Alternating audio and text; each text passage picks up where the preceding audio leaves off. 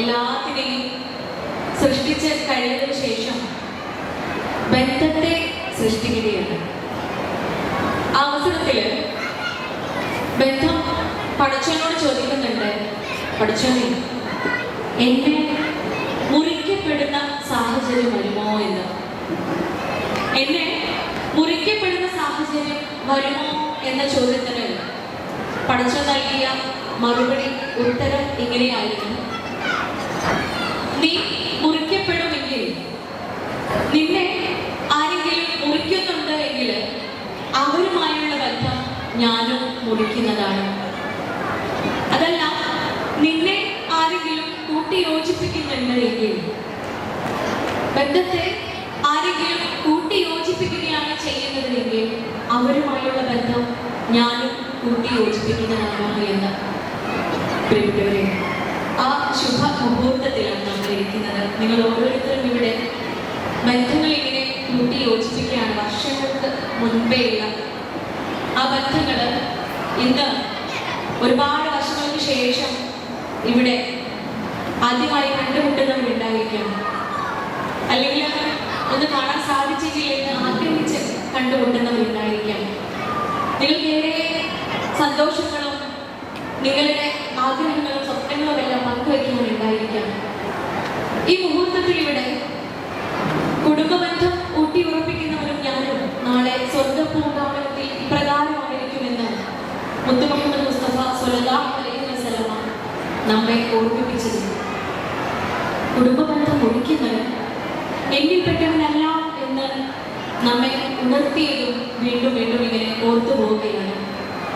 ഒരിക്കൽ കൂടി ആ ശുഭ വേളയിലേക്ക് നിങ്ങളോടൊപ്പം പങ്കുവയ്ക്കാനുള്ള അവസരം ലഭിച്ചത് അൽഹംദുലില്ലാഹ്. പ്രിയപ്പെട്ടവരെ, നമ്മൾ ഏറെ സന്തോഷത്തിലും ആഹ്ലാദത്തിലും ഒക്കെയാണ് ഇവിടെ ഇരിക്കുന്നത്, അല്ലേ?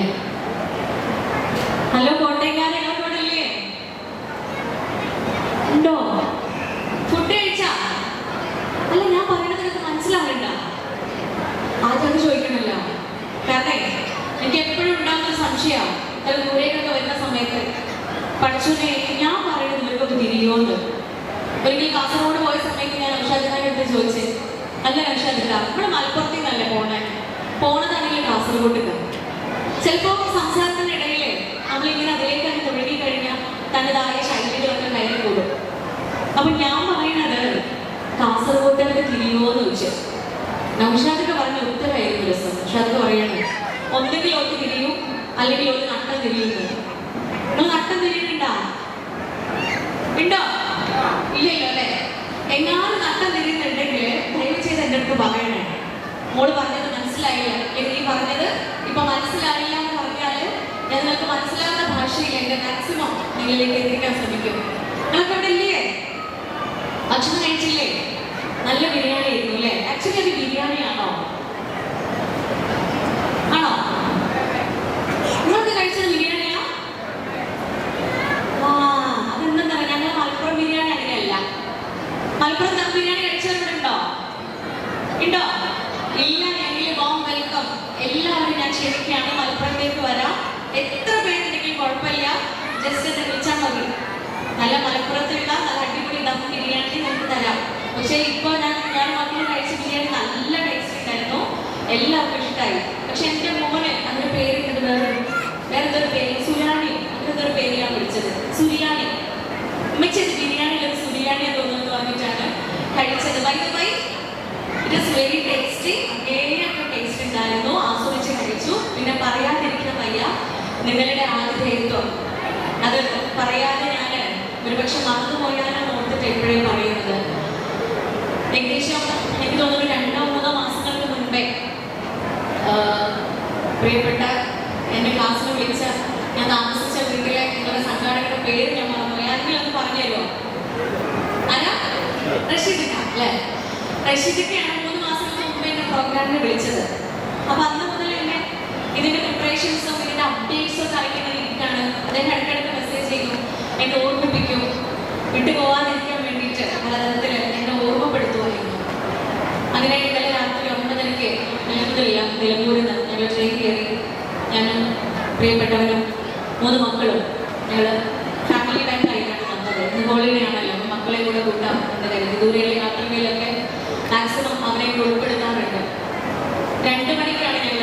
റെയിൽവേ സ്റ്റേഷനിൽ എത്തിയത്. നമുക്കറിയാം, ഗാഠമായ നിദ്രയിൽ എല്ലാവരും ഉറങ്ങുന്ന സമയമാണ്. അദ്ദേഹവും പ്രിയ കൂട്ടുകാരനും അവിടെ വന്നിട്ടുണ്ടായിരുന്നു. ഞങ്ങളെ കൊണ്ടുപോയി അവരുടെ വീട്ടിൽ വളരെ ഭംഗിയായി വളരെ സ്നേഹത്തോടെ അവർ സ്വീകരിച്ചു. അവരുടെ വീടിൻ്റെ മുകളിൽ ഒരു വീട് മുഴുവൻ ഒരു ഭാഗം കൊണ്ട് ഞങ്ങൾക്ക് വേണ്ടി വിട്ടുതന്നു. ഞാൻ മക്കളും യാതൊരു അല്ലലും ഇല്ലാതെ പ്രയാസങ്ങളും ഇല്ലാതെ അവിടെ താമസിക്കുകയാണ്. അൽഹംദുലില്ലാ, സ്വന്തം നാട്ടിൽ വന്ന് ക്ലാസ് എടുക്കുന്നത് പ്രതീതിയാണ്. നിങ്ങളുടെ ആതിഥ്യം അത് പറയാതിരിക്കാൻ വയ്യ. അൽഹംദുലില്ലാ, തക്കതായ പ്രതിഫലം നൽകിക്കൊണ്ട് പഠിച്ചു അനുഗ്രഹിക്കുമാറാവട്ടെ എന്ന് പ്രാർത്ഥനയിലുണ്ടാവും. പ്രിയപ്പെട്ടവരെ, ഇവിടെ എല്ലാവരും വളരെ സന്തോഷത്തിലാണ്, ഞാനടക്കം. നമ്മുടെ ആഗ്രഹമാണ് ഈ സന്തോഷവും സംതൃപ്തിയും സമാധാനമൊക്കെ എന്നും നമ്മുടെ കുടുംബങ്ങളിൽ നിലനിർത്തണം, അല്ലെ? ജീവിതത്തിന്റെ പരമപ്രധാനമായ ഇഹലോക ജീവിതത്തിന്റെ ലക്ഷ്യങ്ങളിലൊന്ന് പരലോക മോക്ഷം കഴിഞ്ഞാൽ പിന്നെ നാളെ മരണശേഷം സ്വർഗം കിട്ടുക എന്നത് കഴിഞ്ഞാൽ പിന്നെ നമ്മുടെ ആഗ്രഹം സ്വസ്ഥതയും സമാധാനമുള്ള ജീവിതം വേണമെന്നാണ്, അല്ലേ? പ്രിയപ്പെട്ടവർക്ക് സുരിയാണി കഴിച്ച് ഉറങ്ങില്ലേ? ഉറങ്ങിയോ? അതുകൊണ്ടാണ് ഞങ്ങൾക്ക് ബിരിയാണി അല്ല സുരിയാണിയാണെന്ന് പറഞ്ഞത്. ഞങ്ങളുടെ ബിരിയാണിയിൽ കുറച്ചുകൂടെ നെയ്യൊക്കെ ഉണ്ടാവും, ഇല്ലേ? കുറച്ചുകൂടെ നെയ്യും സ്പൈസസ് ഒക്കെ ടൈപ്പ് ഓഫ് അളവിലായിരിക്കും ചേർക്കുക. അപ്പൊ അതെന്താണ്, ഡൈജഷൻ കുറച്ചുകൂടെ ഹെവിയാണ്. It's heavy to digest. So digestion നടക്കുന്ന സമയത്ത് ഇങ്ങനെ ഉറക്കം വരും. പക്ഷെ ദിസ് ഇസ് നോട്ട് ബിരിയാണി. ഇതെന്തായിരുന്നു? സുരിയാണി ആയതുകൊണ്ട് അതിൽ ഡൈജഷന് വലിയ പ്രയാസമൊന്നും ഉണ്ടാവില്ല. ഡൈജഷൻ പ്രോസസ് അവിടെ നാച്ചുറലി നടന്നോളും. നിങ്ങൾ ദഹനത്തിന്റെ കൂടെ പോകരുത്. ഇവിടെ ഇല്ലേ, കുറച്ചു നേരം മതി എനിക്ക്, ഇല്ലേ? പിന്നെന്താണ്, നിങ്ങളെ കാണും പ്രത്യേകിച്ച് വലുതൊന്നും അല്ല, പ്രത്യേകതകളൊന്നും കൂടുതലൊന്നും ഇല്ല. നിങ്ങളെ പോലെ സാധാരണ ഒരു പെണ്ണാണ്, അല്ലെ? നിങ്ങൾ മലപ്പുറത്താണ്, കോട്ടയത്താണെന്ന് മാത്രം. കൂടെ ഭാര്യയാണ്, ഉമ്മയാണ്, മകളാണ്, പിന്നെന്താ അമ്മായിയാണ്, ഇളയനെയാണ്, നാത്തൂനോ മുത്തച്ഛൻ, അങ്ങനെ കുറെ സാധനങ്ങളില്ലേ നമ്മൾ ചെയ്തുകൊണ്ടിരിക്കുന്ന കുറെ ജോലികൾ, അല്ലെ? മകള് മാത്രമായിട്ട് ഇരിക്കാൻ നമുക്ക് പറ്റില്ല. ഒരേ സമയം മകളും മരുമോളും നാത്തൂനും മുത്തച്ഛനും കോട്ടയത്തുണ്ട്. തമ്പുരാനെ ഇല്ലേ? നാത്തൂനുണ്ടോ? ഭർത്താവിന്റെ പെണ്ണ നാത്തൂനെന്നല്ലേ പറയാ? പിന്നെ ഭർത്താവിന്റെ ജ്യേഷ്ഠന്റെ ഭാര്യയുടെ അനിയന്റെ ഭാര്യയിലേക്ക് എന്താ പറയാ? അറിയാണ്ട് ചോദിക്കേണ്ടേ, എന്താ പറയാ? മുത്തച്ചി എന്നല്ലേ? അമ്മായി എന്താ? ജ്യേഷ്ഠത്തി. ആ, ജ്യേഷ്ഠത്തി അനിയത്തി. ഓക്കെ, അങ്ങനെ ജ്യേഷ്ഠത്തി അനിയത്തിയൊക്കെ ആയിട്ട് നമ്മളിങ്ങനെ ജീവിക്കാം. അപ്പൊ അതുപോലെ ഞാൻ നിങ്ങളുടെ പോലെ ജീവിക്കുന്ന ഒരാളാണ്. ഒരു പ്രത്യേകത മനസ്സിലാക്കിയിട്ടുള്ളത് ഇത്രയുള്ളൂ. കഴിഞ്ഞ 8 വർഷങ്ങളായിട്ട് ക്ലിനിക്കുകളുണ്ട്. ഡോക്ടറാണല്ലോ, സൈക്യാട്രിസ്റ്റ് ആണല്ലോ ഇത്. അതുകൊണ്ട് തന്നെ അതുമായി ബന്ധപ്പെട്ട എൻ്റെ ദൗത്യ പൂർത്തീകരണത്തിന്റെ ഭാഗമായിട്ട് പഠിച്ചോൻ എന്നെ ഏൽപ്പിച്ച ഒരു ബാധ്യതയാണ് ആതുര സേവനം എന്ന് പറയുന്നത്. അത് മാനസികപരമായ രോഗികളെ ചികിത്സിക്കുക എന്ന് പറയുന്നതാണ് പഠിച്ചോൻ എനിക്ക് ഏൽപ്പിച്ചു തന്ന ബാധ്യത. ആ ബാധ്യത പൂർത്തീകരണത്തിന്റെ ഭാഗമായിട്ട് ഓരോ ക്ലിനിക്കുകളിലും രാവിലെ മുതൽ വൈകുന്നേരം വരെ ഇരിക്കുന്ന സമയത്ത് എന്നെ പോലെയുള്ള ചിന്തയും വികാര വിചാരങ്ങളും പച്ചയായ മജ്ജയും മാംസവും ഒക്കെ ഉള്ള കുറെ മനുഷ്യന്മാരെ കാണും. ഈ മനുഷ്യന്മാരുടെ പ്രയാസങ്ങളും പ്രശ്നങ്ങളും ഒക്കെ ആയിട്ട് ഇടപഴകേണ്ടി വരും, പങ്കുവയ്ക്കപ്പെടും. അതില് ചർച്ചയ്ക്കൊടുവില് ഈ പ്രശ്നങ്ങളൊക്കെ മാറ്റി വെച്ചുകൊണ്ട്, ഈ പ്രശ്നങ്ങളൊക്കെ നികത്തിക്കൊണ്ട് സ്വസ്ഥതയും സമാധാനവും സന്തോഷവും നിറഞ്ഞ ജീവിതത്തിലേക്ക് എത്തുവാൻ എന്ത് ചെയ്യണമെന്ന് ഒരുമിച്ച് തീരുമാനിക്കും.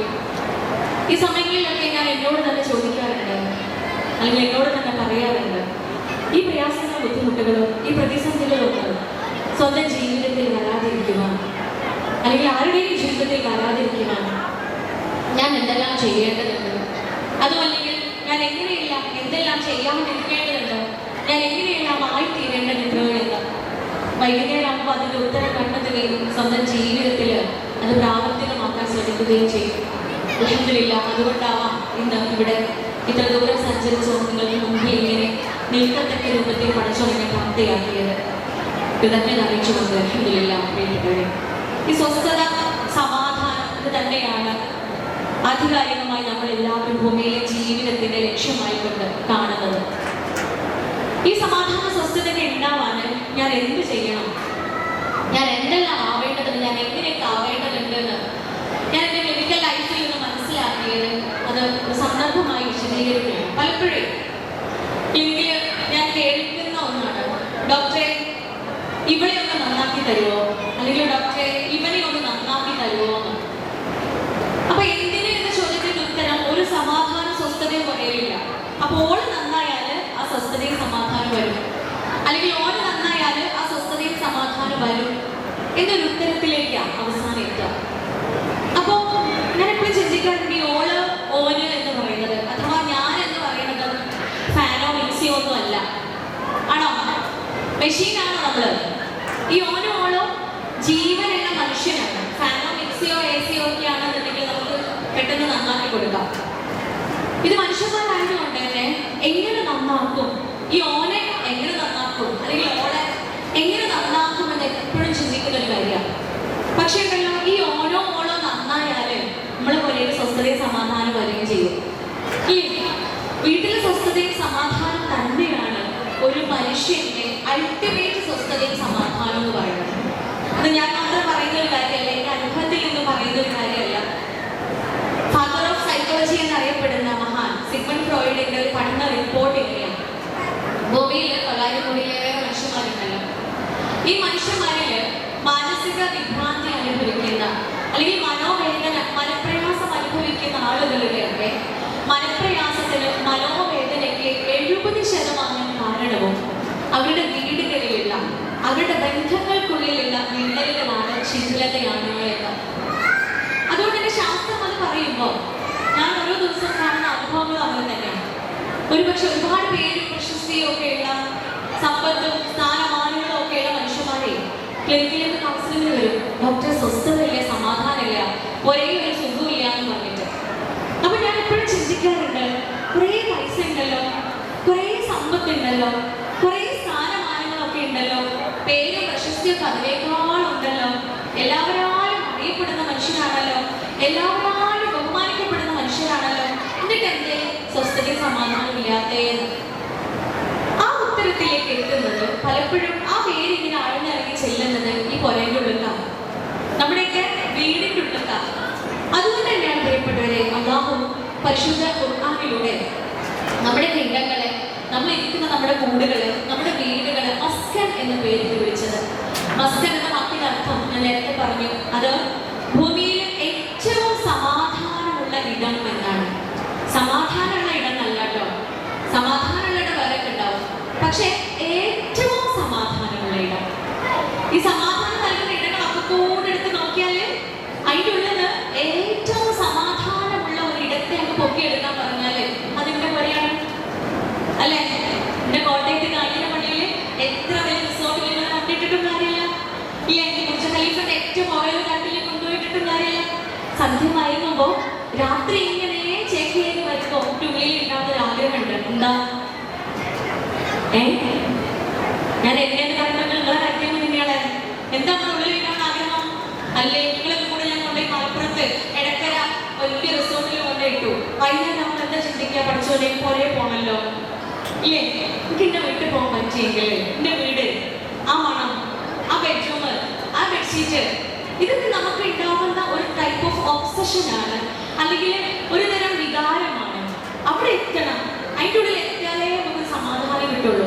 അതിൻ്റെ ഉള്ളിൽ എത്തിയാലേ പൂർണ്ണമായ സ്വസ്ഥതയിലേക്കും ശാന്തിയിലേക്കും നമ്മൾ എത്തുള്ളൂ. അതല്ല അതിൻ്റെ ഉള്ളിൽ അവിടെ എത്തിയാൽ തുടങ്ങുന്ന പ്രശ്നം. അല്ലെങ്കിൽ സന്ധ്യ വൈകി ഇന്ന് വീട്ടിലെത്തി എല്ലാവരും നമ്മളൊക്കെ പിരിഞ്ഞു വിട്ട് ഞാൻ ഇടയ്ക്കിടത്ത് നിങ്ങളെ കരോലി പുരയിലും എത്തി എന്ന് വിചാരിക്കാം. ഒക്കെ കഴിഞ്ഞ് 10-10:30 ആകുമ്പോൾ കിടന്നുറങ്ങും. കിടന്നുറങ്ങി ബെഡിൽ കിടന്നതിന് ശേഷം 10:30 ഉറക്കം വരുന്നില്ല, 11 മണിയായിട്ട് ഉറക്കം വരുന്നില്ല, 12-1 ആയിട്ട് ഉറക്കം വരുന്നില്ല. ഉറങ്ങണമെന്നുണ്ടെങ്കിൽ സ്ലീപ്പിംഗ് പിൽസ് കുടിക്കണം, ഉറങ്ങണമെന്നുണ്ടെങ്കിൽ ആന്റി ഡിപ്രസൻസ് കഴിക്കണം. പ്രിയപ്പെട്ടവരെ, നമ്മൾ ഓർക്കുക, എവിടെയാ അസ്വസ്ഥത പോയത്?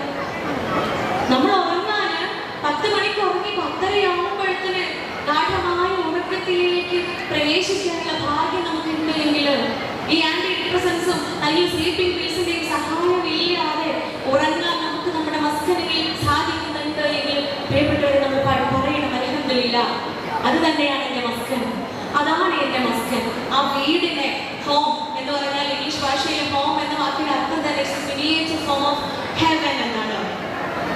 It is a miniature form of heaven. സ്വർഗത്തിന്റെ ഒരു കുഞ്ഞു രൂപമാണ് നമ്മുടെ പുര. അപ്പൊ എല്ലാ ഭാഷകളിലും വീട് എന്ന വാക്കിന്റെ അർത്ഥം അതിമനോഹരമാണ്.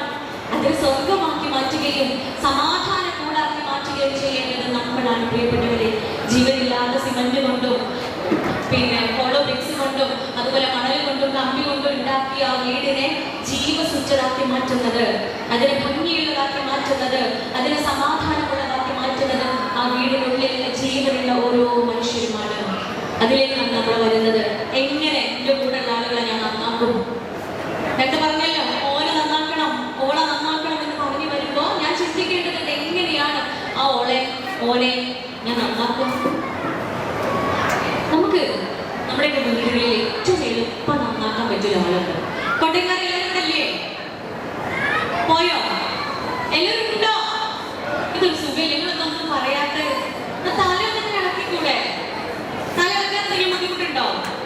ഞങ്ങളുടെ മെഡിക്കൽ സയൻസിലെ തല ഇളക്കാൻ പറ്റാത്ത ചില അസുഖങ്ങളുണ്ട്. ഒന്നുകിൽ സെർവൈക്കൽ സ്പോണ്ടൈലോസിസ്, ഈ കഴുത്തിലുള്ള അറയുടെ എല്ലുകളുണ്ട്. ഈ എല്ലുകൾക്കൊക്കെ ഇളക്കാൻ ഒരു പ്രയാസം, ഇളക്കുമ്പോൾ തട്ടി മുട്ടി ഒച്ചകളൊക്കെ അങ്ങനെ കേൾക്കും. അതിനെ പേരാണ് സെർവൈക്കൽ സ്പോണ്ടൈലോസിസ്. അല്ലെങ്കിൽ painful arch syndrome, neck pain ഒക്കെ പോലുള്ള കുറെ അസുഖങ്ങളുണ്ട്. ഇതൊക്കെ വരുന്ന സമയത്ത് കഴുത്തിളക്കാൻ ഭയങ്കര പാടാണ്. പക്ഷേ ഉണ്ടല്ലോ, ഇത് ആർക്കാ വരാന്നറിയോ? ഒരു 65-70 കഴിഞ്ഞ ആൾക്കാർക്ക്. 65-70 കഴിഞ്ഞല്ലോ. കുറെ സുന്ദരന്മാരും സുന്ദരികളൊക്കെ ഞാൻ കാണുന്നുണ്ടല്ലോ. നിങ്ങൾ 60-70 കഴിഞ്ഞവരാണോ നിങ്ങളെ? അല്ല. അപ്പൊ ഹെൽത്തി ആയിട്ടുള്ള ആളുകൾക്ക് സെർവൈക്കൽ സ്പോണ്ടൈലോസിസ് ഒന്നും വരില്ലാന്ന്. അപ്പൊ വൈകിട്ടായിട്ട് തലയൊക്കെ നടക്കുക, അത്രേ വേണ്ടു. സംസാരിക്കാൻ ഇത്രയും വലിയ ക്രൗഡിൽ നമ്മൾ പറ്റിക്കൊള്ളുന്നില്ല.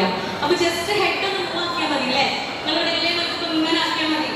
ഇല്ലാത്തവർക്ക് ഇങ്ങനെ ആക്കാട്ടോ അല്ലെ? ചിലർക്ക് ശരീരം മാത്രം ഉണ്ടാവുകയും ചിലർ പുരയിലെത്തിയിട്ടുണ്ടാവും. പക്ഷേ 2:30-3 മണിയല്ലേ പുരയെ കൊണ്ടേ. കുട്ടികളൊക്കെ വരൂലേ? കുട്ടികളൊക്കെ വീട് മലക്ക മറിച്ചിടുവോ? അല്ലെങ്കിൽ വീടുകാർ വരുമോ? ചെടിക്ക് വെള്ളം നനച്ചു കൊടുക്കണ്ടേ? കോഴിനെ കൂട്ടി കയറ്റണ്ടേ എന്നുള്ള വിഷമല്ലേ ആളുകള്? ബോഡി മാത്രമല്ല, മനസ്സിനെ കൂടെ ഒന്നിങ്ങോട്ട് കൊണ്ടുതന്നെ കുറച്ച് നേരെ കിട്ടും. ഓക്കെ. അപ്പൊ പ്രിയപ്പെട്ടവരെ, നമ്മൾ പറഞ്ഞു വന്നത്, നമ്മളെ പുരയില് എന്റെ വീട്ടില് എനിക്ക് ഏറ്റവും എളുപ്പത്തിൽ വലിയ പ്രയാസമൊന്നും ഇല്ലാണ്ട് നന്നാക്കാൻ പറ്റിയ ഒരാളുണ്ട്.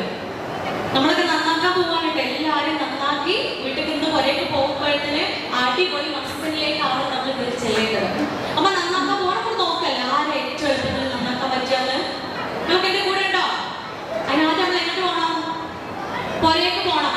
അപ്പൊ നമ്മളൊക്കെ ഇവിടുന്ന് പോവാണ്. എല്ലാവരും ഇറങ്ങിയല്ലോ അല്ലെ? എന്റെ കൂടെ ഇറങ്ങിയില്ലേ? എല്ലാവരും ഇവിടുന്ന് ഇറങ്ങി. ഞാനിതാ റെയിൽവേ സ്റ്റേഷനിൽ എത്തി, ട്രെയിനൊക്കെ കയറി പോവാ. പുരയിലെത്തി. എല്ലാവരും എത്തിയോ? എല്ലാവരും ഇടക്കരെത്തിയോ? എന്റെ കൂടെ ഇടക്കരക്കാൻ പോകുന്നത് നിങ്ങളൊക്കെ ആരാന്റെ പേരെത്തുന്നത് അറിയാൻ ഭയങ്കര താല്പര്യം അല്ലേ? ഞങ്ങൾ മലപ്പുറക്കാരുടെ കാര്യമാണ് പറഞ്ഞത്. ആ ഓളെ പുരയിൽ എങ്ങനെയാ, ഓന്റെ പുരയിൽ എങ്ങനെയാന്ന് അറിയാൻ ഭയങ്കര താല്പര്യമാണ്. പണ്ടൊരു കഥ വായിച്ചില്ലേ നമ്മള്? താമസം മാറി പോയതാണ് ഭാര്യയും ഭർത്താവും. അങ്ങനെ പുതിയ വീട്ടിലെത്തി. അവരിങ്ങനെ വീടിന്റെ ഓരോ മുക്കും മൂലയൊക്കെ സന്ദർശിക്കുകയാണ്. അങ്ങനെ അതൊക്കെ കഴിഞ്ഞ് ഭാര്യ പെട്ടെന്ന് ഭർത്താവിനെ വിളിക്കാൻ നോക്കും. ഒന്നുകൂടെ വന്നേക്ക് പറഞ്ഞിട്ട് വിളിക്കാം. അപ്പൊ ജനാലയുടെ അരികിൽ നമ്മൾ നിൽക്കുകയാണ്. അങ്ങനെ ജനലിന്റെ അരികിൽ എത്തിയിട്ട് ഭാര്യ ഭർത്താവിനോട് പറയുമ്പോൾ നോക്കിയാ വീട് തൊട്ടപ്പുറത്തുള്ള അയൽവക്കക്കാരന്റെ വീട് ചൂണ്ടിക്കാണിച്ചിട്ട് കാണിച്ചു കൊടുക്കാം. ആ പുരയുടെ കോലം നോക്കിയേ, അതിന്റെ ഒരു രൂപം നോക്കി, എന്തോരം അഴുക്കാണ് ചുമര് മുഴുവൻ. അതിന്റെ ചുമര് മുഴുവൻ എന്തോരം അഴുക്കാം. പുറത്ത് അഴയിൽ തോരയിട്ട ഡ്രസ്സ് കണ്ടോ? ആ ഡ്രസ്സിലൊക്കെ എന്തോരം അഴുക്കാം. ഒരു വൃത്തിയും എന്നെ ഇല്ലാത്ത മനുഷ്യന്മാരാണല്ലോ നമുക്ക് അയൽവക്കക്കാരായി കിട്ടിയത്. ഇതിങ്ങനെ പറഞ്ഞുകൊണ്ടിരിക്കേ ഭർത്താവ് എന്തെങ്കിലും അയാളുടെ പോക്കറ്റിൽ നിന്ന് കച്ചീഫ് എടുത്തു. ഒരു ടവൽ എടുത്തിട്ടേ ഈ നോക്കി നിൽക്കുന്ന അവരുടെ വീട്ടിൽ ഗ്ലാസ് ഇല്ലേ, ജനാലയുടെ ഗ്ലാസ്, ആ ഗ്ലാസ് നന്നായിട്ടൊന്ന് തുടച്ചു കൊടുത്തു. നന്നായിട്ടൊന്ന് തുടച്ചിട്ട് ഇനി ഒന്നും കൂടെ നീ പുറത്തേക്ക് നോക്ക് എന്ന് പറഞ്ഞു. അവള് നോക്കിയിട്ട് പറഞ്ഞു, അപ്പോ എന്ത് ഭംഗിയുള്ള വീടല്ലേ, ഒരു പൊടി പോലും ആ വീടിന്റെ ചുമരിലില്ല. ആ വസ്ത്രങ്ങളൊക്കെ എത്ര മനോഹരമായിട്ടാണ് അവൾ അലക്കി വൃത്തിയാക്കി തോരയിട്ടിട്ടുള്ളത്. അത്രയും ഭംഗിയുള്ള വൃത്തിയുള്ള ഒരു വീടും വീട്ടുകാരും അല്ലേ എന്ന്. കൂട്ടുകാരെ, ആദ്യം ഹൃദയത്തെയാണ്, നമ്മുടെ ഹൃദയത്തെയാണ് ശുദ്ധിയാക്കേണ്ടത്. നമ്മൾ ഒരേക്ക് കയറി ഇടയ്ക്കാലം വരുന്നിട്ടാ ഞാൻ ഇടയ്ക്കെത്തി. നിങ്ങളൊക്കെ അവനവന്റെ വീട്ടിലേക്ക് മാത്രം കയറുക, ഡൈവേർട്ട് ചെയ്ത് അലോകത്തിന് വരെയൊക്കെ കയറരുത്. സ്വന്തം വീട്ടിലേക്ക് കയറി. എല്ലാവരും കയറിയോ? നിങ്ങൾ കയറിയാലേ ഞാനും കയറുള്ളൂ. ആഹാ, ഞാൻ മാത്രം നന്നാക്കിയാൽ മതിയോ? കയറിയില്ല എല്ലാവരും. ഞാനും കയറാട്ടോ. എല്ലാവരും ഒരുമിച്ചാണല്ലോ. കുടുംബത്തിൽ തന്നെ കൂടുമ്പോൾ ഇമ്പം പകരുന്നതാ. പെണ്ണുങ്ങൾ മാത്രം കൂടിയാൽ പോരാ, ആണും കൂടെ കൂടുമ്പോഴാണ് ഇവിടെ ഇമ്പം ഉണ്ടാവുള്ളൂ. അപ്പൊ നമ്മളെ പുരയിൽ കയറി. ഞാൻ എന്റെ ഹോളിൽ ഇരുന്നു. എപ്പോഴും ചെന്നിരിക്കുന്ന ഒരു ഇടം ഉണ്ടാവും. അവിടെ ചെന്നിരുന്നു. ഞാൻ എല്ലാവരും വിളിക്കുകയാണ്. എനിക്ക് ഏറ്റവും എളുപ്പത്തിൽ നന്നാക്കാനുള്ള മനുഷ്യനെ കണ്ടെത്തണം. ഞാൻ എല്ലാവരും വിളിച്ചു. നൗഷാദിക്കാൻ വിളിച്ചു. ഉമ്മ, ഉപ്പ, എന്റെ മക്കള്, വീട്ടിലുള്ള മക്കളുമാരുടെ അച്ഛൻ, മുത്തശ്ശിമാര്, ജ്യേഷ്ഠന്യത്തിമാരൊക്കെ ഉണ്ടെങ്കിൽ എല്ലാവരും വിളിക്കുകയാണ്. എല്ലാവരും വിളിച്ചല്ലോ? വിളിച്ചോ? എല്ലാരും വിളിച്ചു. ഓക്കെ, ഇനി കൂട്ടത്തിലേക്ക് നമ്മൾ ശ്രദ്ധയോടെ നോക്കുക. എനിക്ക് ഏറ്റവും വേഗത്തില് ഏറ്റവും എളുപ്പം നന്നാക്കാൻ പറ്റിയത് ആരെയാണ് ഈ കൂട്ടത്തില്? ആരെ ഏറ്റവും വേഗം നമുക്ക് നന്നാക്കാൻ പറ്റുക? ആരെയാ? പുയ്യാപ്പിളനെ. കോട്ടയംകാർ തർക്കമില്ലല്ലോ, വേഗം മൂപ്പർ വരുക. മൂപ്പർ നന്നായാൽ മതി, കുടുംബം തന്നെ നന്നായത്. എല്ലാ പെണ്ണുങ്ങൾക്കും പുയ്യാപ്പിള തന്നെ ഉത്തരം. പുരാനെ നിങ്ങൾ കേട്ടില്ലേ? നിങ്ങൾ ഭാര്യമാരെങ്കിലും പിടിക്കുന്നതൊക്കെ അത്രയും മോശം. അവരൊക്കെ പിടിക്കുന്ന ഭർത്താക്കന്മാരൊക്കെ അത്രയും മോശമാണോ? മൂപ്പർ ഒരാൾ നന്നായി മതി, എന്റെ കുടുംബം നന്നായി എന്ന് പറയുന്നവരാണെങ്കിൽ വേറെ എന്തെങ്കിലും ആൻസർ ഉണ്ടാവും? ആരെ നമുക്ക് എളുപ്പം നന്നാക്കാൻ പറ്റുക? Very good. ആണുങ്ങളും പെണ്ണുങ്ങളും ഒരുപോലെ ഉത്തരം പറഞ്ഞിട്ടുണ്ട്. പുതിയാപ്പിള നാല് ഉത്തരം പറഞ്ഞിട്ടില്ല കേട്ടോ. ഞാനിത് പോകുമ്പോൾ നിങ്ങൾ കുടുംബം കലങ്ങാൻ പാടില്ലല്ലോ. എല്ലാവരും ഒരേ സ്ഥലത്തില് പറഞ്ഞ ഉത്തരം എന്താണ്? നമുക്ക് ഏറ്റവും എളുപ്പം നന്നാക്കാൻ പറ്റിയത് ആരെയാ? അത് എന്നെയാണ്. എന്നെയാണ് എനിക്ക് ഏറ്റവും വേഗം നന്നാക്കാൻ പറ്റുക. എന്നോളം എനിക്ക് നന്നാക്കാൻ പറ്റുന്ന മറ്റൊരാളില്ല ഈ ഭൂമിയില്. ഞാനൊരാള് നന്നായാൽ മതി, രക്ഷാദിക്ക് നന്നായിക്കോളൂ.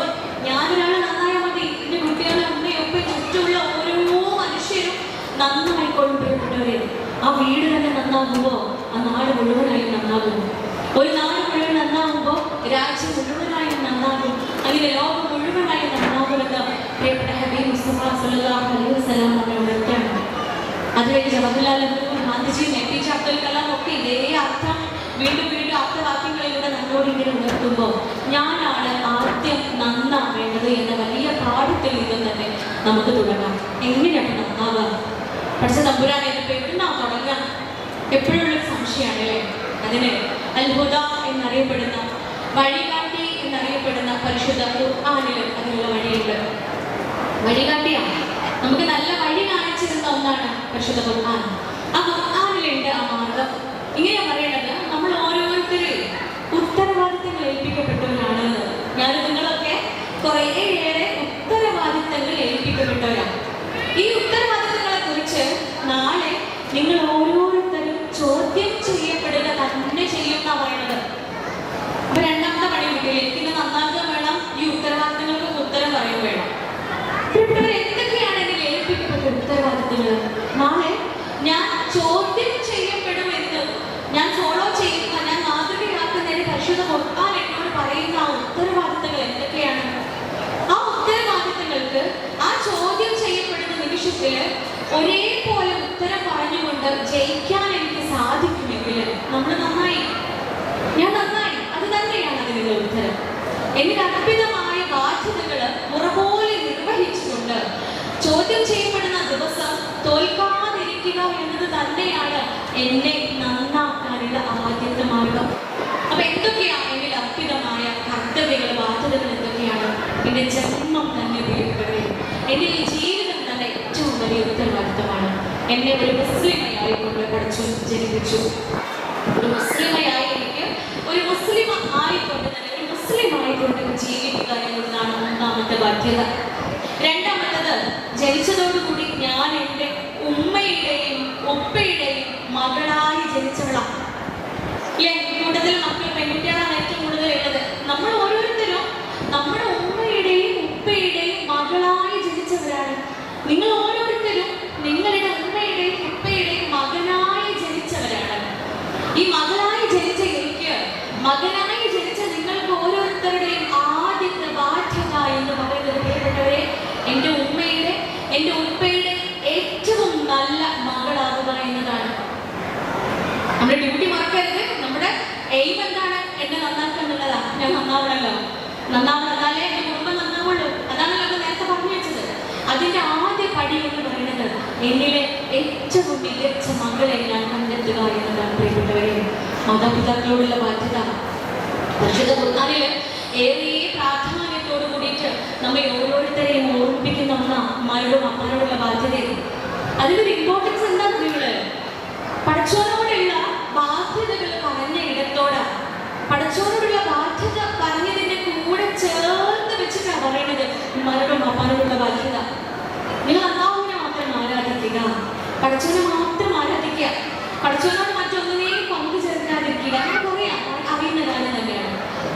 ചേർത്ത് വെച്ച് പറയാം, നിങ്ങൾ മാതാപിതാക്കളോട് ഏറ്റവും മാന്യമായി പെരുമാറുക. പഠിച്ചവരോടുള്ള ബാധ്യത പറഞ്ഞതിന്റെ കൂടെ പറഞ്ഞിട്ടാണ് നിങ്ങൾ മാതാപിതാക്കളോട് ഏറ്റവും മാന്യമായി പെരുമാറുക. പിന്നെ പറയാണ്, അവരിൽ ഒരാളോ അതോ രണ്ടാണോ നിന്നരികിൽ വെച്ച് തായി മാറുകയാണോ എങ്കിൽ, വാർദ്ധക്യം പ്രാപിക്കുകയാണോ എങ്കിൽ, നീ അവരോട് ചെയ്യുന്നൊരു വാക്ക് പോലും പറയരുത്. നീ അവരോട് ചെയ്യുന്നൊരു വാക്ക് പോലും പറയരുത്. പ്രയാസങ്ങൾക്ക് മേൽ പ്രയാസം സഹിച്ചുകൊണ്ട് ഉമ്മ നിന്നെ ഗർഭം ചുമന്ന് നടന്നു. അത് കഴിഞ്ഞ് 2 വർഷക്കാലം നിനക്ക് ഉമ്മ പാലൂട്ടി. അതുകൊണ്ട് നീ നിന്റെ മാതാപിതാക്കളോടും എന്നോടും നന്ദി കാണിക്കുക എന്ന് പഠിച്ചോ പറയാ. പക്ഷേ അള്ളാഹുവിനോടുള്ള ബാധ്യതയോടൊപ്പം ചേർത്ത് വെച്ചിട്ടാ പറയണത് ഈ ഉമ്മാനെയും അപ്പാനെയും കുറിച്ച്. അതുകൊണ്ട് ഞാൻ ചിന്തിക്കേണ്ടതുണ്ട്, എന്റെ ബാധ്യതയാണ് നല്ല മകളാവുക എന്നത്. ഞാൻ കാരണം, എന്റെ ചിന്തകൾ കാരണം, എന്റെ പ്രവൃത്തികൾ കാരണം, എന്റെ വാക്കുകൾ കാരണം, എന്റെ പെരുമാറ്റം കാരണം, എന്റെ ഒരു നോട്ടം കൊണ്ടുപോലും എന്റെ മാതാപിതാക്കളുടെ കണ്ണിമ നനയാൻ പാടില്ല. എന്റെ മാതാപിതാക്കളുടെ കണ്ണൊന്ന് നിറയാൻ പാടില്ല. അവരൊന്ന് വേദനിക്കുവാനോ സങ്കടപ്പെടുവാനോ പാടില്ല എന്ന നിർബന്ധ ബുദ്ധിയിലേക്ക് ഞാൻ എത്തുമ്പോ ഞാൻ നല്ല മോളായി. എന്റെ ഉമ്മാനിപ്പം ഞാൻ വിഷമിപ്പിക്കൂല, ഞാൻ സങ്കടപ്പെടുത്തൂല, ഞാൻ കരയിപ്പിക്കൂല. എന്ത് തന്നെ ആയിക്കോട്ടെ. നമുക്കറിയാം, പക്ഷെ ഖുർആന്റെ വചനങ്ങൾ വന്ന് ഓർത്തോക്കും എത്ര മാസ്മരികമാണ്, എത്ര സൈക്കോളജിക്കലിയാണ് നമ്മുടെ കാര്യങ്ങൾ പറയുന്നത്, എത്ര മനഃശാസ്ത്രപരമായിട്ടാണ് നമ്മുടെ കാര്യങ്ങൾ പറയുന്നത്. പ്രായമാകുമ്പോഴേ ഉമ്മയെ വാക്ക് നിന്റെ അടുത്തുനിന്ന് പ്രായോഗികമാകും, വയസ്സാകും. അപ്പോഴേ ചെയ്യുന്നൊരു വാക്ക് പോലും പറയരുത്. ഈ പറഞ്ഞതിന്റെ അർത്ഥം എന്താണെന്നറിയാം? പ്രായമാകുമ്പോ ചിലപ്പോ എന്ന് പറയത്തക്ക രൂപത്തിലൊക്കെ അവര് പെരുമാറും. കാരണം വയസ്സാകുമ്പോ ഈ പറഞ്ഞ പോലെ സെർവിക്കൽ സ്പോണ്ടൈലോസിസ് അല്ലെങ്കിൽ ലുംബാർ സ്പോണ്ടൈലോസിസ് മാത്രമൊന്നും അല്ല ഉണ്ടാവുക. മുട്ടുവേദനയും കാലുവേദനയും കഴുത്തുവേദനയും എല്ലാ സന്ധിവേദനകളും ഒക്കെ തുടങ്ങും. പല്ലിനും എല്ലിനൊക്കെ തേയ്മാനം തുടങ്ങും. ഈ പല്ലും എല്ലൊക്കെ തേങ്ങി വരുന്നതിന്റെ കൂടെ തന്നെ മനസ്സിനും തലച്ചോറിനും തേയ്മാനം സംഭവിക്കുന്നുണ്ട്. ഈ തേയ്മാനത്തിന്റെ ഭാഗമായി ഉമ്മാന്റെ വാപ്പാന്റെ സ്വഭാവത്തിലൊക്കെ ചിലപ്പോൾ മാറ്റം വരും. അവരുടെ ക്യാരക്ടറൊക്കെ ചിലപ്പോൾ മാറും. പെരുമാറ്റ രീതികളിലൊക്കെ അല്പം സ്വല്പം അങ്ങോട്ടും ഇങ്ങോട്ടൊക്കെ മാറ്റങ്ങളൊക്കെ സംഭവിച്ചേക്കാൻ പ്രിയപ്പെട്ടവരെ. വയറ് നിറയെ ഭക്ഷണം കഴിപ്പിച്ച് ഭക്ഷണം മാറിക്കൊടുത്ത് നമ്മൾ അടുക്കളയിലേക്ക് നമ്മൾ കടക്കുമ്പോഴും ചിലപ്പോൾ ഉമ്മ പറയും, ഉമ്മ അവിടെ പട്ടിണിയാണ് കുഞ്ഞേന്ന് അല്ലെ. അയൽപക്കത്തിന് ആരെങ്കിലും വരുമ്പോ അല്ലെങ്കിൽ സ്വന്തം മോള് കയറി വരുമ്പോ ആ മകളോട് അയൽപക്കക്കാരനോട് ഉമ്മ ചിലപ്പോൾ പരാതി പറയും, ഞാൻ ഇവിടെ കഷ്ടപ്പെടുകയാണ് കുഞ്ഞേന്ന്, എനിക്ക് മരുന്നെടുത്ത് തരുന്നില്ല മോളേന്ന്, ഞാൻ ഇവിടെ പട്ടിണി കിടക്കുകയാണ് മോനെന്ന് പരാതി പറയുന്നുണ്ട്. എങ്കിൽ പ്രിയപ്പെട്ടവരെ, ആ നിമിഷത്തിൽ ചെയ്യുന്നൊരു വാക്ക് പോലും പറയരുതെന്നാണ് പരിശുദ്ധ ഇസ്ലാം നമ്മെ പഠിപ്പിക്കുന്നത്. എൻ്റെ ഉമ്മയാണ്, എൻ്റെ ഉപ്പയാണ്, എന്നെ അരികിൽ നിന്നും പ്രായമായി വയസ്സായി ഞാൻ അവരെ പരിചരിച്ച് ശുശ്രൂഷിച്ച് എന്നിൽ നിന്നും അവർ മരണപ്പെട്ടു പോവുകയാണ് എങ്കിൽ പഠിച്ചോൾക്ക് തരാൻ പോണ സമ്മാനെ ചിലർ സമ്മാനമൊന്നുമല്ല, ആ സ്വർഗ. നമ്മളൊക്കെ ഈ കടാപാടുപെട്ട് കഷ്ടപ്പെട്ട് ആഗ്രഹിച്ച് കിട്ടണേന്ന് പ്രാർത്ഥിക്കണ സാധനല്ലേ എന്ത് സ്വർഗം. ആ സ്വർഗം കിട്ടണത് എൻ്റെ ഉമ്മാനെ ഉപ്പാനെ ഞാൻ സ്നേഹിച്ചാൽ, എൻ്റെ ഉമ്മാനെ ഉപ്പാനെ ഞാൻ പരിചരിച്ചാൽ. പ്രിയപ്പെട്ടവരെ, നമ്മൾ ചിന്തിക്കേണ്ടതുണ്ട്. വയസ്സിൽ കർമ്മ എന്ന് പറയുന്ന ഒരു താവഴയുണ്ടായിരുന്നു. അദ്ദേഹം പ്രവാചകൻ കരീം സ്വല്ലല്ലാഹു അലൈഹി വസല്ലമയുടെ കാലത്ത് ജീവിച്ചിരുന്ന താവഴയായിരുന്നു. പക്ഷേ പ്രവാചകരുടെ കാലത്ത് ജീവിച്ചിട്ട് പോലും ഒരിക്കൽ പോലും അദ്ദേഹം പ്രവാചകരെ കണ്ടിട്ടുണ്ടായിരുന്നില്ല. ആലോചിച്ചോക്കി, നബിന്റെ കാലത്ത് ജീവിച്ചിട്ടേ നബിനെ കണ്ടിട്ടില്ല എന്ന് നമുക്ക് വിശ്വസിക്കാൻ പറ്റുമോ? നമ്മളൊക്കെ ആഗ്രഹിക്കാറില്ലേ പഠിച്ചോല്ലേ റസൂലിന്റെ കാലത്ത് ജീവിക്കാൻ പറ്റിയിരുന്നെങ്കിൽ ഇല്ലേ? നമ്മളൊക്കെ ആഗ്രഹിക്കുന്ന കാര്യമാണ്, അന്ന് ജീവിച്ചിരുന്നെങ്കിൽ എത്ര നന്നായിരുന്നു. ആ കാലത്ത് ജീവിച്ച് ഈ കലികാലമൊക്കെ മാറി അന്നത്തെ കാലത്ത് ജീവിച്ചിരുന്നെങ്കിൽ എത്ര നന്നായേനെന്ന് നമ്മളൊക്കെ ആഗ്രഹിക്കാറുണ്ട്. ഒന്നും വേണ്ട, പരിശുദ്ധ ഉംറ കർമ്മ ഹജ്ജൊക്കെ നിർവഹിക്കാൻ പോണ സമയത്ത് ഹറമിലിരിക്കുമ്പോ ഞാൻ ആഗ്രഹിച്ചിട്ടുണ്ട് പഠിച്ചോനെ ഈ പ്രാക്കളിൽ ഒന്നാണെങ്കിലെന്ന്. ഹറമിൽ കുറേ പ്രാക്കുകൾ ഇങ്ങനെ പാൽ നടക്കുമല്ലോ. കൊണ്ടെല്ലാരെ ഇവിടെ ഇല്ലേ അനക്കൊന്നും തോന്നില്ലേ? ഞാൻ വിചാരിച്ചത് മരീചിക്കാണോന്ന്. എല്ലാവരും ഉണ്ടല്ലോ അല്ലെ. അപ്പൊ ഹറമിലെ ഫോട്ടോ പോവാത്തവരെ ഈ ഫോട്ടോത്തിലൊക്കെ കണ്ടിട്ടുണ്ട്, കുറേ പ്രാവുകൾ ഉണ്ടാവും. അപ്പൊ ഞാനൊക്കെ ആഗ്രഹിച്ചിരുന്ന ഒരു കാര്യമാണ് പഠിച്ചോണ്ട് ഈ പ്രാവുകളിൽ ഒരു പ്രാവെങ്കിലും ആവാൻ പറ്റിയെങ്കിൽ ഈ ഞാനൊക്കെ ഇങ്ങനെ തൊട്ട് തലോടി മാതോലിയൊക്കെ കേട്ട് ഇങ്ങനെ മാറി നടക്കായിരുന്നല്ലോ എന്ന്. പിന്നെ ഞാൻ ആലോചിച്ചത് ഒരു പൂച്ചയെങ്കിലും ആവാൻ പറ്റിയെങ്കിൽ. ഇഷ്ടംപോലെ പൂച്ചകൾ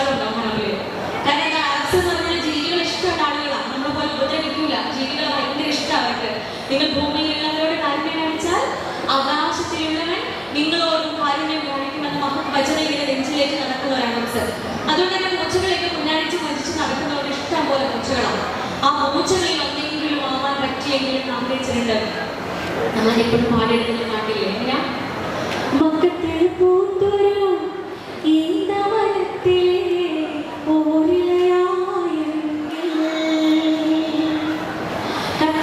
മുഹമ്മദ് നടകൊണ്ട വഴിയെ മൺതരിയായെങ്കിൽ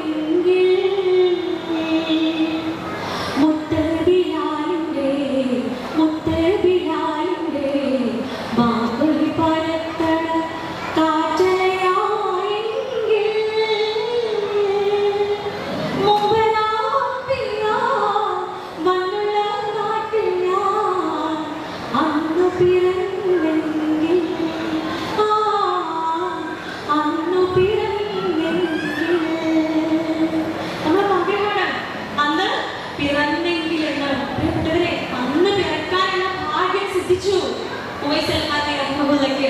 പക്ഷെ ഒരിക്കൽ പോലും പടച്ചോന്റെ പ്രവാചകരെ പോയി കാണുകയോ ആ തിരുസന്നിധിയിൽ അണയുകയോ ചെയ്തിട്ടുണ്ടായിരുന്നില്ല.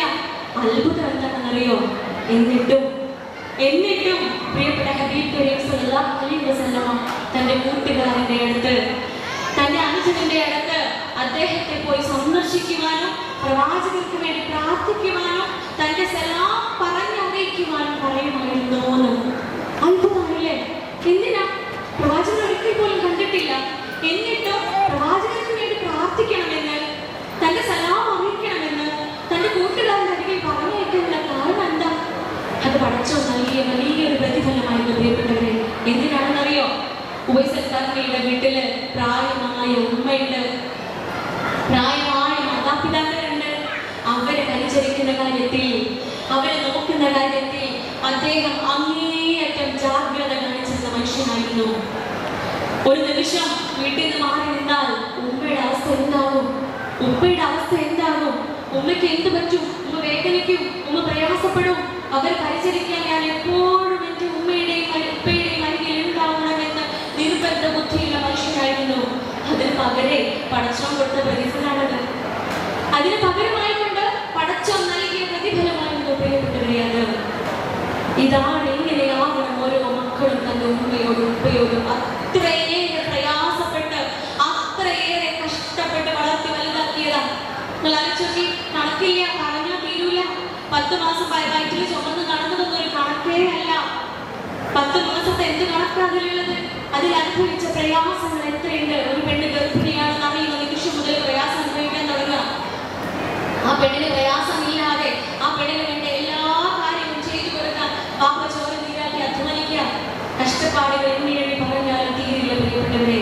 പക്ഷേ കുഞ്ഞുങ്ങൾ വളർന്ന് വലുതാകുമ്പോൾ ചിലപ്പോ ഉപദേശങ്ങളുടെയും ഗുണദോഷങ്ങളുടെയും പരാതികളുടെയും ഭാണ്ഡപ്പെട്ട് ഉമ്മയും അപ്പയും ഇറക്കി വെക്കുമായിരിക്കും മുൻപില്. കൗമാരപ്രായം എത്തുമ്പോഴത്തെ ഉമ്മമാരും പെൺകുട്ടികളും അല്ലെങ്കിൽ ആൺകുട്ടികളും ഉമ്മമാരും അപ്പമാരും തമ്മിൽ അടിപിടി പ്രശ്നങ്ങൾ തുടങ്ങുക. എന്റെ സ്വതന്ത്ര ജീവിതത്തിലേക്ക് ഉമ്മയും അപ്പയും പറഞ്ഞയക്കണില്ല എന്നുള്ള ചിന്ത ആലോചിക്കുക പ്രിയപ്പെട്ടവരെ. ഇന്നും 34 വയസ്സ് ഓടിക്കൊണ്ടിരിക്കുക എനിക്ക്. ഇപ്പോഴും ഉമ്മ മാത്രമേ രാവിലെ വിളിച്ച് ഉദ്ദേശിച്ചുള്ളൂ. ഉമ്മാന്റെ കുട്ടി മരുന്ന് കുടിച്ചിട്ടില്ലേ? ഹൈപ്പോതൈറോയിഡിസം ഉണ്ട്, ഗ്രാമിന്റെ മരുന്നല്ലട്ടാ. ഹലോ, ഇന്നൊക്കെ ഉണ്ടോ വർക്ക്? മരുന്നിന് തെളിച്ച് പറഞ്ഞിട്ടില്ലേ? നാളെ ചിലപ്പോൾ ഈ ഭാഗം മാത്രം വെപ്പായി കണ്ടു വരും. ഡോക്ടർ ഫർഹാൻ ആഷാദിന് ബ്രാഹ്മണി എന്നൊക്കെ പറഞ്ഞിട്ട് കാണാനുള്ള ശേഷിയില്ലാത്തോണ്ടാണ്. വരാതിരിക്കട്ടെ, അമ്മേ ദുആ ചെയ്യുന്നതൊക്കെ. അപ്പൊ ഹൈപ്പോതൈറോയിഡിസം ഉള്ളത് കാരണം തൈറോയിഡിനുള്ള മെഡിസിൻ കഴിക്കുന്നുണ്ട്. ഈ ഉമ്മ മാത്രം ചോദിക്കുക രാവിലെ വിളിച്ചിട്ട് ഉമ്മാനെ കുട്ടി മരുന്ന് കുടിച്ചിട്ടില്ലേ എന്ന്. ഈ ഉമ്മ മാത്രം ചോദിക്കാൻ എനിക്ക് പോകുമ്പോൾ വണ്ടിയിൽ എണ്ണ അടിച്ചിട്ടില്ലേ എന്ന്. ഈ ഉമ്മ മാത്രം പറയാൻ നേരത്തെ കണ്ണുറങ്ങണം കേട്ടോ, നേരത്തെ എഴുന്നേൽക്കണം കേട്ടോ എന്ന്. ഈ ഉമ്മ മാത്രം ഇപ്പോഴും ചോദിക്കുകയൊന്നും കുളിക്കലില്ലേ എന്ന്. ഈ ഉമ്മ മാത്രം ഇപ്പോഴും ചോദിക്കുകയൊന്നും പല്ല് തേക്കലില്ലേ എന്ന്. ഈ ഉമ്മ മാത്രം ഇപ്പോഴും ചോദിക്കുക എന്ന് നഖം മുറിക്കുന്നില്ലേ എന്ന്. പ്രിയപ്പെട്ടവരെ, ഈ ഉമ്മ മാത്രമേ അല്ലെങ്കിൽ ഉപ്പ മാത്രമേ ഇതൊക്കെ ചോദിക്കുള്ളൂ. ഈ ഉപ്പയോട് പോയി കഴിഞ്ഞാലേ പിന്നെ ആരും ചോദിക്കില്ല. കാരണം എന്താണെന്നറിയോ? ഈ പറഞ്ഞ കാര്യങ്ങളൊക്കെ ഉമ്മാക്കുപ്പാക്ക് ഒരു ഗുണം ചെയ്യുന്ന കാര്യങ്ങളല്ല. ഇതൊക്കെ എനിക്ക് ഗുണം ചെയ്യുന്ന കാര്യങ്ങളാണ്. എനിക്ക് മാത്രം നന്മ നൽകുന്നത്, എനിക്ക് മാത്രം മെച്ചം നൽകുന്ന കാര്യങ്ങളാണ്. നമ്മളെ കുട്ടികളുടെ മൊബൈലിൽ കൂടുതൽ സമയം ഇരിക്കല്ലേ എന്ന് പറയുന്നുണ്ടെങ്കിൽ അതുകൊണ്ട് ഉമ്മാക്കൊരു ഗുണദോഷവും ഇല്ല. ആർക്കാ അതിന്റെ ഗുണം അനുഭവിക്കുന്നത് മുഴുവൻ ഞാനാണ്, പ്രിയപ്പെട്ട മക്കളാണ് പ്രിയപ്പെട്ടവരെ. അതുകൊണ്ട് ഉമ്മയും പാപ്പയും ഇല്ലാണ്ടായാൽ പിന്നെ ആരും മരുന്ന് കുടിക്കാനും നേരത്തെ കിടന്നുറങ്ങാനും നേരത്തെ എഴുന്നേൽക്കാനും പറയൂല. ആരും നഖം മുറിക്കാനും വൃത്തിയിൽ നടക്കാനും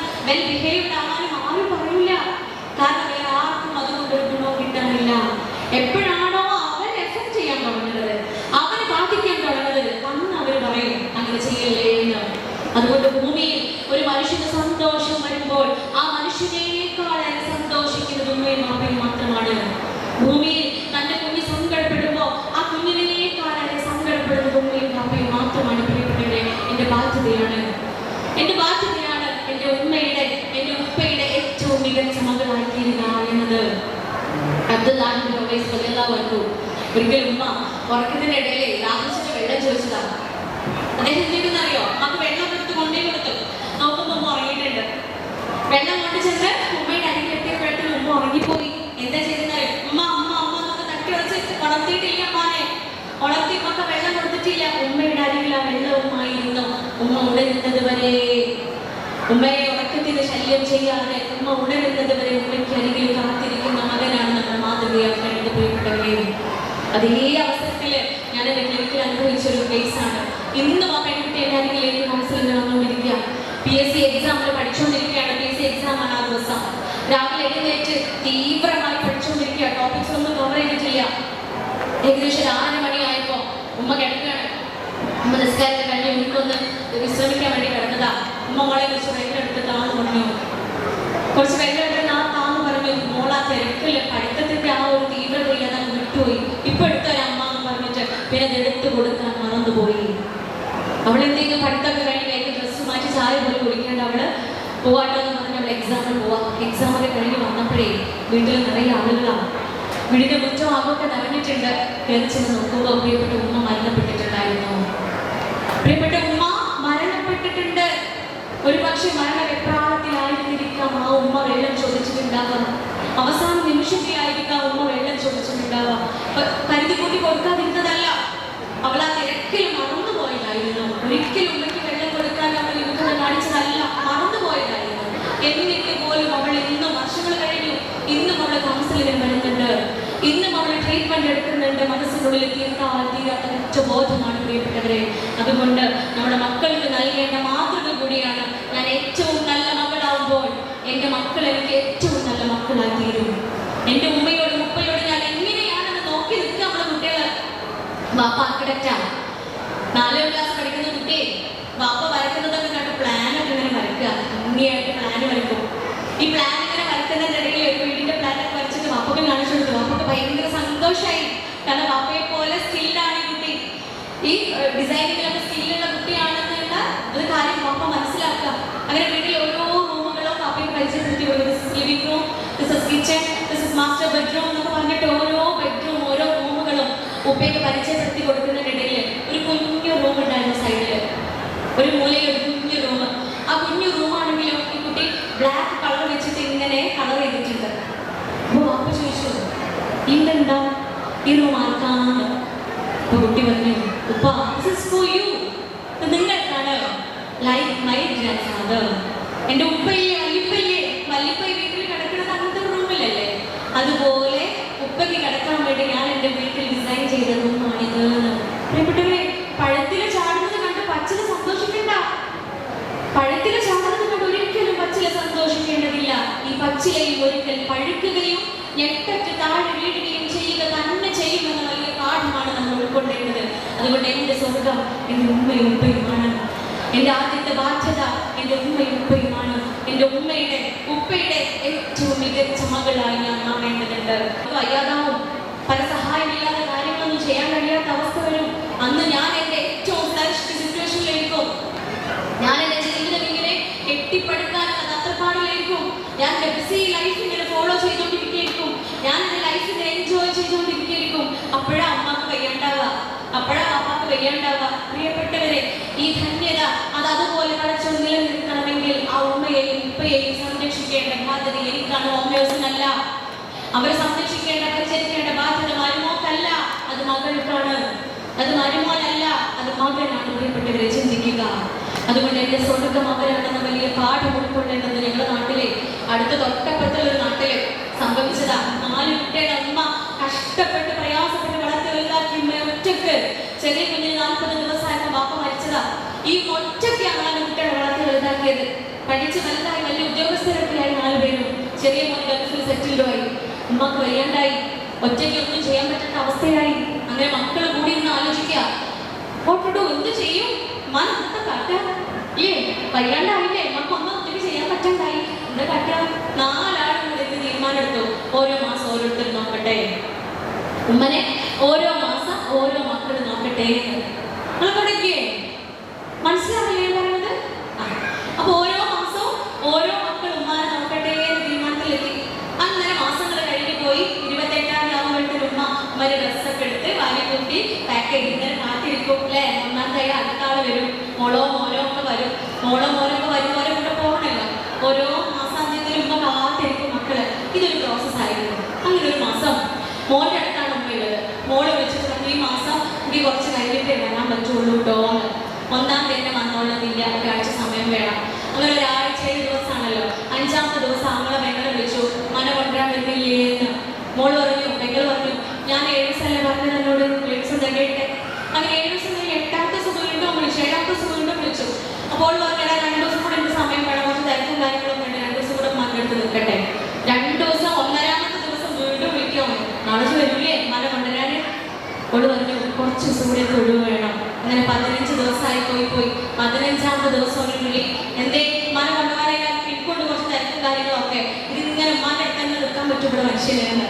പെങ്ങൾ പറഞ്ഞു, അന്റെ ഉമ്മയല്ലേ എന്നിട്ട് പണ്ട് നോക്കിയാല് കുറച്ച് ദിവസം കൂടെയാണ് നോക്ക്. അടുത്ത ദിവസം മുതൽ പെങ്ങളെ വിളിച്ചോണ്ടിരിക്കുകയാണ് ആങ്ങള. പെങ്ങളാണെങ്കിൽ ഫോൺ എടുക്കൂല. അളിയനെ വിളിച്ചു, അളിയൻ ഫോൺ എടുക്കൂല. മക്കളെ വിളിച്ചു, മക്കൾ ആരും ഫോൺ എടുക്കൂല. മകൻ എന്താ ചെയ്തതെന്ന് അറിയോ? ഉമ്മയെ പരസഹായമില്ലാതെ എഴുന്നേറ്റ് നീക്കാൻ പോലും പറ്റാത്ത പ്രിയപ്പെട്ട ഉമ്മല്ലേ, കാലിനിടയിൽ സ്വർഗം സംവിധാനിച്ച് വെച്ച ഉമ്മ. ആ ഉമ്മനെ കട്ടിലോടെ എടുത്തിട്ട്, ഉമ്മ കിടക്കുന്ന കട്ടിലില്ലേ, ആ കട്ടിലോടെ എടുത്തിട്ട് പെങ്ങളുടെ വീടിന്റെ മുമ്പിൽ വെക്കുക. പെങ്ങളുടെ വീടിന്റെ മുമ്പിൽ കൊണ്ടുപോയി വെച്ചു. നാട്ടുകാർ കൂടി, കൈവക്കക്കാർ ആദ്യം കൂടി, നാട്ടുകാർ കൂടി തീരുമാനമാവണല്ലോ ഉമ്മാനാണ് കൊണ്ടുപോകാം. അവസാനം സ്ഥലത്തുള്ള SI വരികയാണ്. SI വന്നിട്ട് പറഞ്ഞു, ഞാൻ കൊണ്ടുപോയിക്കൊള്ളാം ഉമ്മാനെ ആരും കൊണ്ടോണ്ട, ഞാൻ കൊണ്ടുപോയിക്കൊള്ളാന്ന്. അങ്ങനെ ഉമ്മനെ കൊണ്ടുപോയി SI പരിചരിക്കുക. പക്ഷെ കൂടുതൽ കാലൊന്നും ഉമ്മനെ പരിചരിക്കേണ്ടി വന്നില്ല. ഒരാഴ്ച കഴിഞ്ഞപ്പോ അമ്മ മരണപ്പെടുകയും ചെയ്തു. ഇവിടെ ഒരു കാലം തന്നെയാണ് സത്യം. പക്ഷെ ഖുർആനാ പറയണത്, കാലം തന്നെയാണ് സത്യം. അത് അനുഭവിക്കുക തന്നെ ചെയ്യും. വളർത്തി വലുതാക്കിയ ഉമ്മ ഉപ്പ ഞാൻ കാരണം കണ്ണുനീര് കുടിച്ചിട്ടുണ്ട് എങ്കിൽ ഞാൻ മറുപടി പറയേണ്ടി വരും. അതുകൊണ്ട് നമ്മുടെ ഓരോരുത്തരുടെയും ബാധ്യതയാണ് പ്രിയപ്പെട്ട ഉമ്മയെ, പ്രിയപ്പെട്ട ഉപ്പയെ സംരക്ഷിക്കുക, പരിചരിക്കുക. സ്നേഹത്തിന്റെ കാരുണ്യത്തിന്റെ ചിറകുകൾ അവർക്ക് മുകളിൽ ഇങ്ങനെ വീശിക്കൊടുക്കുക, വിരിച്ചു കൊടുക്കുക എന്ന് പറയുന്നത്. അത്തരം നല്ല പെൺകുട്ടികളിൽ, നല്ല ആൺകുട്ടികളിൽ, നല്ല മക്കളിൽ പഠിച്ചു നമ്മൾ ഉൾപ്പെടുത്തുമാറാവട്ടെ. കഴിഞ്ഞിട്ടില്ലല്ലേ? ബാല്യം കഴിഞ്ഞോ? കഴിഞ്ഞിട്ടാണ് മകളായി ജനിച്ചതോടുകൂടി ഞാൻ വെച്ച അൽഹംദുലില്ലാഹ് എപ്പോഴും നിൽക്കുന്നില്ല ഞങ്ങളെ കൂടെ. മകളായി ജനിച്ചപ്പോഴേ ഒരു പ്രശ്നമുണ്ട്, ഞാൻ പെങ്ങളും കൂടെ ആയി. എന്തേ അപ്ഡേഷൻ വീണ്ടും കൂടെ നടക്കണമല്ലോ. ഓ തമ്പുരാനെ ബാധ്യത കഴിഞ്ഞിട്ട് കിട്ടിയില്ലേ? പക്ഷെ കഴിഞ്ഞിട്ടില്ലല്ലോ. മകളായി ജനിച്ച കൂട്ടത്തിൽ ഞാൻ പെങ്ങളായി ജനിച്ച് കുടുങ്ങിയില്ലേ? എന്ത് വേണം? ഓന്റെ ഏറ്റവും മികച്ച പെങ്ങളാണ് ഞാൻ പ്രിയപ്പെട്ടവരെ. അത് എന്നും ആവണം. സ്വത്ത് ഓടിയുള്ള സമയമില്ലേ? അപ്പോഴും എന്താവണം? ഓന്റെ ഏറ്റവും മികച്ച പെങ്ങൾ ഞാൻ തന്നെ ആവണം. അങ്ങനെ പറഞ്ഞ എങ്ങനെ ശരിയാകാം? 2 തെങ്ങ് ഓരോ, ഒരു തെങ്ങ് ഇരിക്കല്ലോ നമ്മൾ ഇല്ലേ? അപ്പൊ ഇനി എന്ത് കാട്ടി? 2 തെങ്ങ് ഓരോടുത്ത്, 2 തെങ്ങ് ഓരോടുത്തപ്പോ എനിക്ക് എത്ര തെങ്ങായിട്ടേ? കോട്ടയിലാ ഇവിടെ തെങ്ങ് തോന്നുന്നില്ലേ? ഉണ്ടോ? ആണുങ്ങൾ പറഞ്ഞു ഓക്കൊരു അങ്ങനെ ഉള്ളൂ ഇല്ലേ? ഓന്റെ പൗതിയിലെന്നെ നമുക്കുള്ളൂ. കോട്ടയത്തെ സമ്പ്രദായം ഇല്ലേ? ഉണ്ടാ? സമ്പത്ത് ഓരോരുത്തരും സ്വത്തൊക്കെ ഓരോ വെക്കുമ്പോൾ പകുതി കൊടുക്കുന്നവരുണ്ടാവും. ഇസ്ലാമിന്റെ വിധി എങ്ങനെയാ? ഓര് കൊടുക്കണേന്റെ, ആങ്ങൾക്ക് കൊടുക്കണേന്റെ പകുതിയെ ഇത് കിട്ടുള്ളൂ. ഇത് വരുമ്പോഴാണ് താനും ഞാനൊരു പുറത്തേക്ക് കാണാല്ലേ. ഒരിക്കലും പ്രിയപ്പെട്ടവരെ വീട്ടിലേ ഞാൻ ഈ കേസ് അറ്റൻഡ് ചെയ്തോണ്ടിരിക്കുക. അപ്പൊ ഇതിനിടയിൽ ഏകദേശം 1.5-2 മണിക്കൂറിന്റെ അടുത്ത് ക്യാബിനിലുള്ള കേസ് ഞാൻ അറ്റൻഡ് ചെയ്യുകയാണ്. ആ സമയത്ത് വെയിറ്റിംഗ് റൂമില് 2 കേസ് പെൻഡിങ്ങിലുണ്ട്. അപ്പൊ ഞാൻ ആലോചിച്ച് പഠിച്ചോണെങ്കിൽ 2 കേസ് ഉണ്ടല്ലോ, ഇതിനെ 1.5 മണിക്കൂർ വേണം. ഇതൊക്കെ കൂടെ കഴിഞ്ഞ എപ്പോഴാണോ ഞാൻ എന്റെ പുറത്തേക്ക് പോവാതെ ചിന്തിച്ചിരിക്കുമ്പോ ഈ 2 കേസ് 2 മണിക്കൂർ അവിടെ വെയിറ്റ് ചെയ്ത് ഞാൻ ക്ലിനിക്കിൽ കയറുമ്പോഴാണ്, ക്യാബിനിൽ കയറുമ്പോഴാണ് ഞാൻ മനസ്സിലാക്കിയത് ഒരു രണ്ടാളും ഒരു കേസാണ്. ഒരു രണ്ടാളും ഒരു കേസാത്രേ. അപ്പൊ ആരാന്നറിയോ? ഒന്ന് ആങ്ങളെയും ഒന്ന് പെങ്ങളുമാണ്. തമ്പുരാനെ ഇന്ന് അത്ഭുതപ്പെടുത്തിയ കാര്യം എന്താണെന്നറിയോ? വെയിറ്റിംഗ് റൂമിൽ ഇരുന്നിട്ടും ഈ ആങ്ങളെ പെണ്ണൊന്നും മുഖത്തോട് മുഖം പോലും നോക്കിയിട്ടില്ല. അതും വേണ്ട, ഒരു മക്കളുണ്ട് കൂടെ. ഈ മക്കള് പരസ്പരം ഒന്ന് നോക്കിയിട്ട് പോലും ഇല്ല. ചിരിക്കണ്ട, നോക്കൂല അറിയാണ്ട്. അല്ല, ഒരു മനുഷ്യനെ കാണുമ്പോൾ നമ്മളൊന്ന് നേരത്തെ പറഞ്ഞ കാലൊന്ന് തിരിച്ച് നോക്കുമല്ലോ. ആ നോട്ടം പോലെ ഉണ്ടായില്ല. ഞാൻ അത്ഭുതപ്പെട്ടു പോയി. ആരാ? ഒരു ഉമ്മാന്റെ ഒരേ വയറ്റിൽ ജീവിച്ച് സിരകളിലൂടെ ഒരേ രക്തമൊഴുകി ഒരേപോലെ ജീവിച്ച് വന്ന ആങ്ങളെ പെണ്ണുകളും നമ്മൾ മിണ്ടാണ്ടൊക്കെ പറഞ്ഞ പോലെ. ഇവരുടെ പ്രശ്നം എന്താണെന്നറിയോ? ഉമ്മ ഓന് കുറച്ചേറെ കൊടുത്തു. ഇവരുടെ ആദർശത്തിന്റെ പേരിലാവാം, സംഘടനയുടെ പേരിലാവാം, രാഷ്ട്രീയ ചിന്താഗതിയുടെ പേരിലാവാം, എന്തിന്റെ പേരിലും ആയിക്കോട്ടെ സഹോദരങ്ങൾ പരസ്പരം പിണങ്ങി നിൽക്കാൻ പാടില്ല. ഞാൻ നന്നാവില്ല. എന്റെ മകളെ മാത്രം ഞാൻ നന്നാക്കിയിട്ട് കാര്യമില്ല. എന്നിലെ മകളെ മാത്രം ഞാൻ നന്നാക്കിയിട്ട് കാര്യമില്ല. അടുത്തത് പഠിച്ചു ചോദിക്കുക, നീ നല്ല പെങ്ങളായിരുന്നോ? ആങ്ങളമാർക്ക് ബാധ്യത കിട്ട. നീ നല്ല ആങ്ങളയായിരുന്നോ? നീ നല്ല പെങ്ങളും ആങ്ങളയുമായിരുന്നോ എന്ന് ചോദിക്കുമ്പോൾ നീ നല്ല ജ്യേഷ്ഠനായിരുന്നോ? അനിയത്തിയായിരുന്നോ?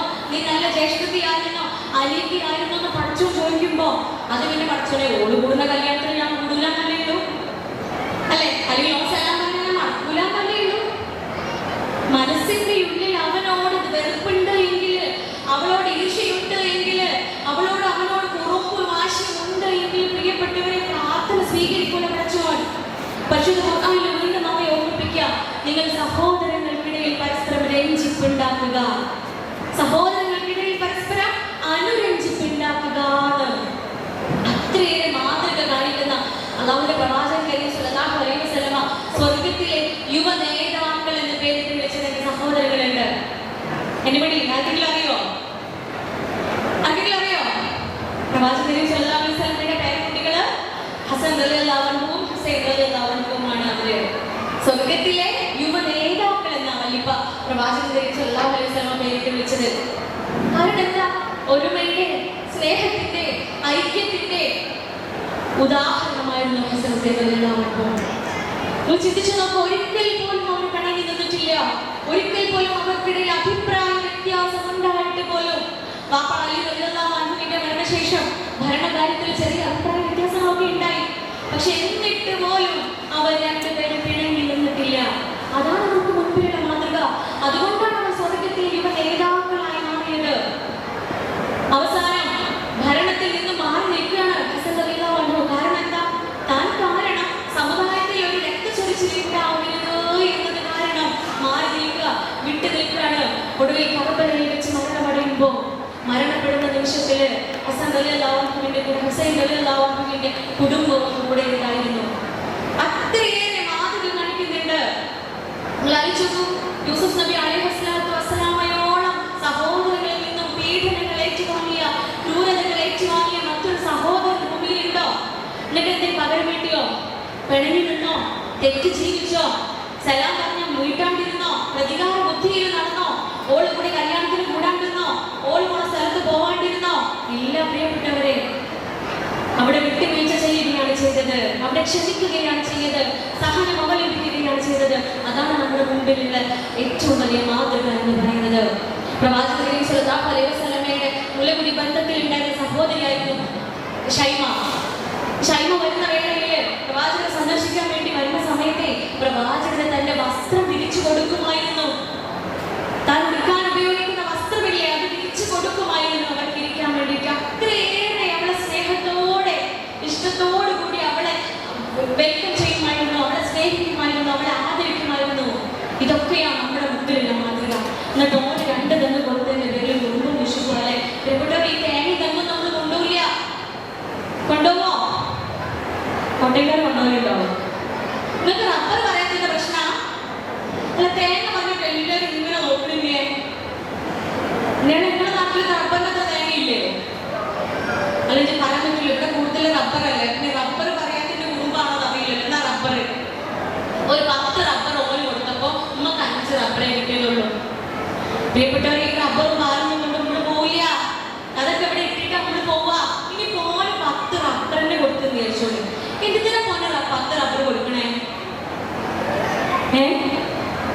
പ്രിയപ്പെട്ടവരെ, മനസ്സിന്റെ ഉള്ളിൽ കോട്ടയംകാരുടെ കാര്യമല്ല കേട്ടോ ഞാൻ പറയുന്നത്. ഞങ്ങൾ മലപ്പുറക്കാർക്ക് ചിലപ്പം ഇതിലൊരു കുറുമ്പൊക്കെ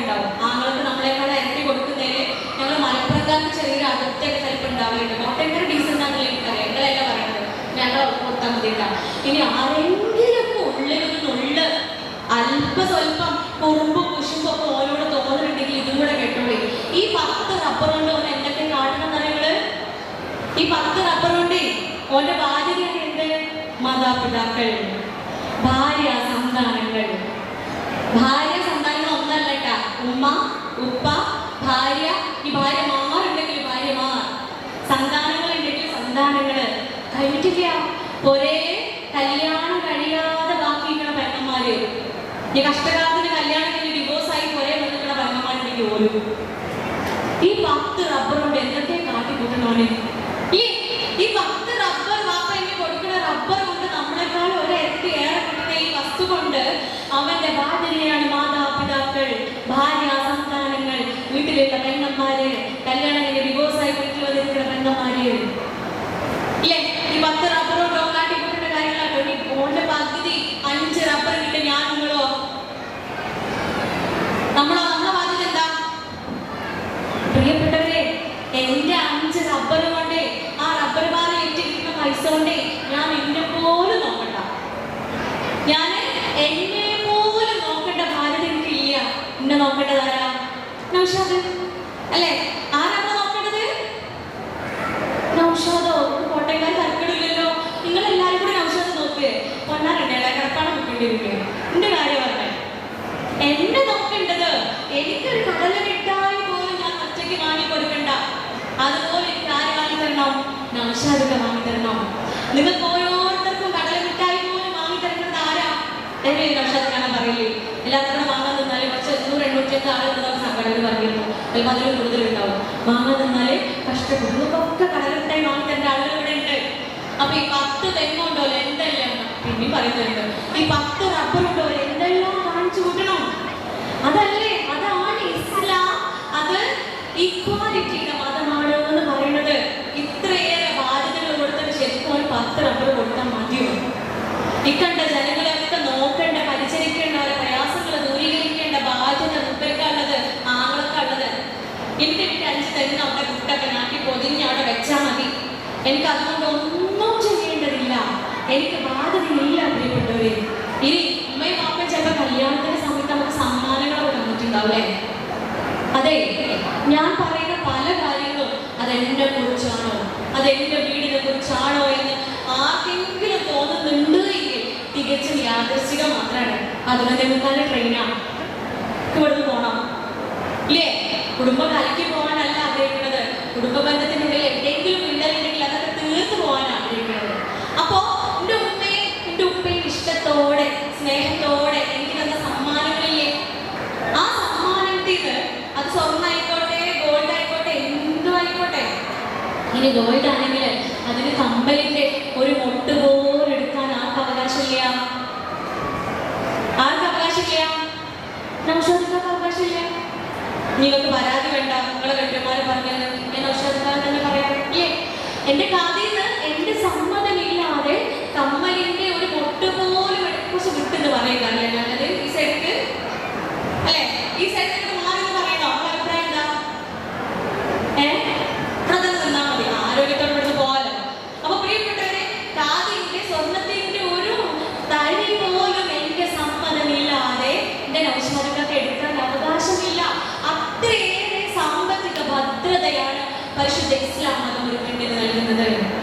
അത്രയേറെ സാമ്പത്തിക ഭദ്രതയാണ് ഒരു സ്ത്രീക്ക് നൽകുന്നത്. പിന്നെ എന്തിനാ നമ്മൾ തെറ്റി നിൽക്കണേ? പിന്നെ എന്തിനാ പിണക്കങ്ങളൊക്കെ? പ്രിയപ്പെട്ടവരെ, ഫോണിലെ കയ്യില് ഇന്ന് എന്നെ മെസ്സേജ് അയക്കുക, അസ്സലാമു അലൈക്കും, എന്നോട് ക്ഷമിക്കിട്ടോ, എന്നോട് പൊറുക്കിട്ടോ. നല്ല ശക്തി മൈക്ക് ഇവിടെ വെച്ച് എനിക്ക് എന്റെ കൊണ്ടേക്ക് പോകാൻ പറ്റുന്നൊരു ഉറപ്പില്ല. ഞാൻ പിണങ്ങി നിൽക്കുന്ന മനുഷ്യന്മാരിലേക്ക് കാണാൻ പറ്റുന്നൊരു ഉറപ്പില്ല.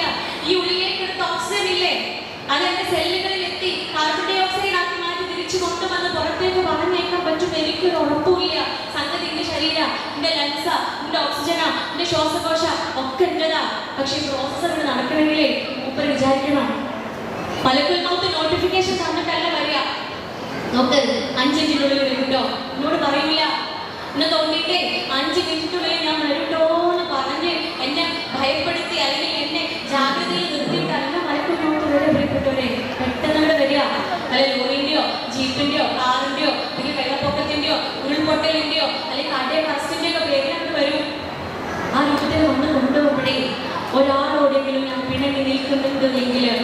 പക്ഷെ അയാളെ ചേർത്ത് പിടിച്ച് സാരമില്ലട്ടോ, എനിക്ക് ക്ഷമിച്ചു വേണ്ട, എന്നോട് പുറത്തു വേണ്ട, അറിഞ്ഞോ അറിയാതെ എന്തെങ്കിലും തെറ്റ് ഞാൻ ചെയ്തിട്ടുണ്ടെങ്കിൽ എന്നോട് ക്ഷമിക്കുക എന്ന് പറയാനുള്ള സമയം നമുക്ക് കിട്ടിക്കൊള്ളുന്നില്ല.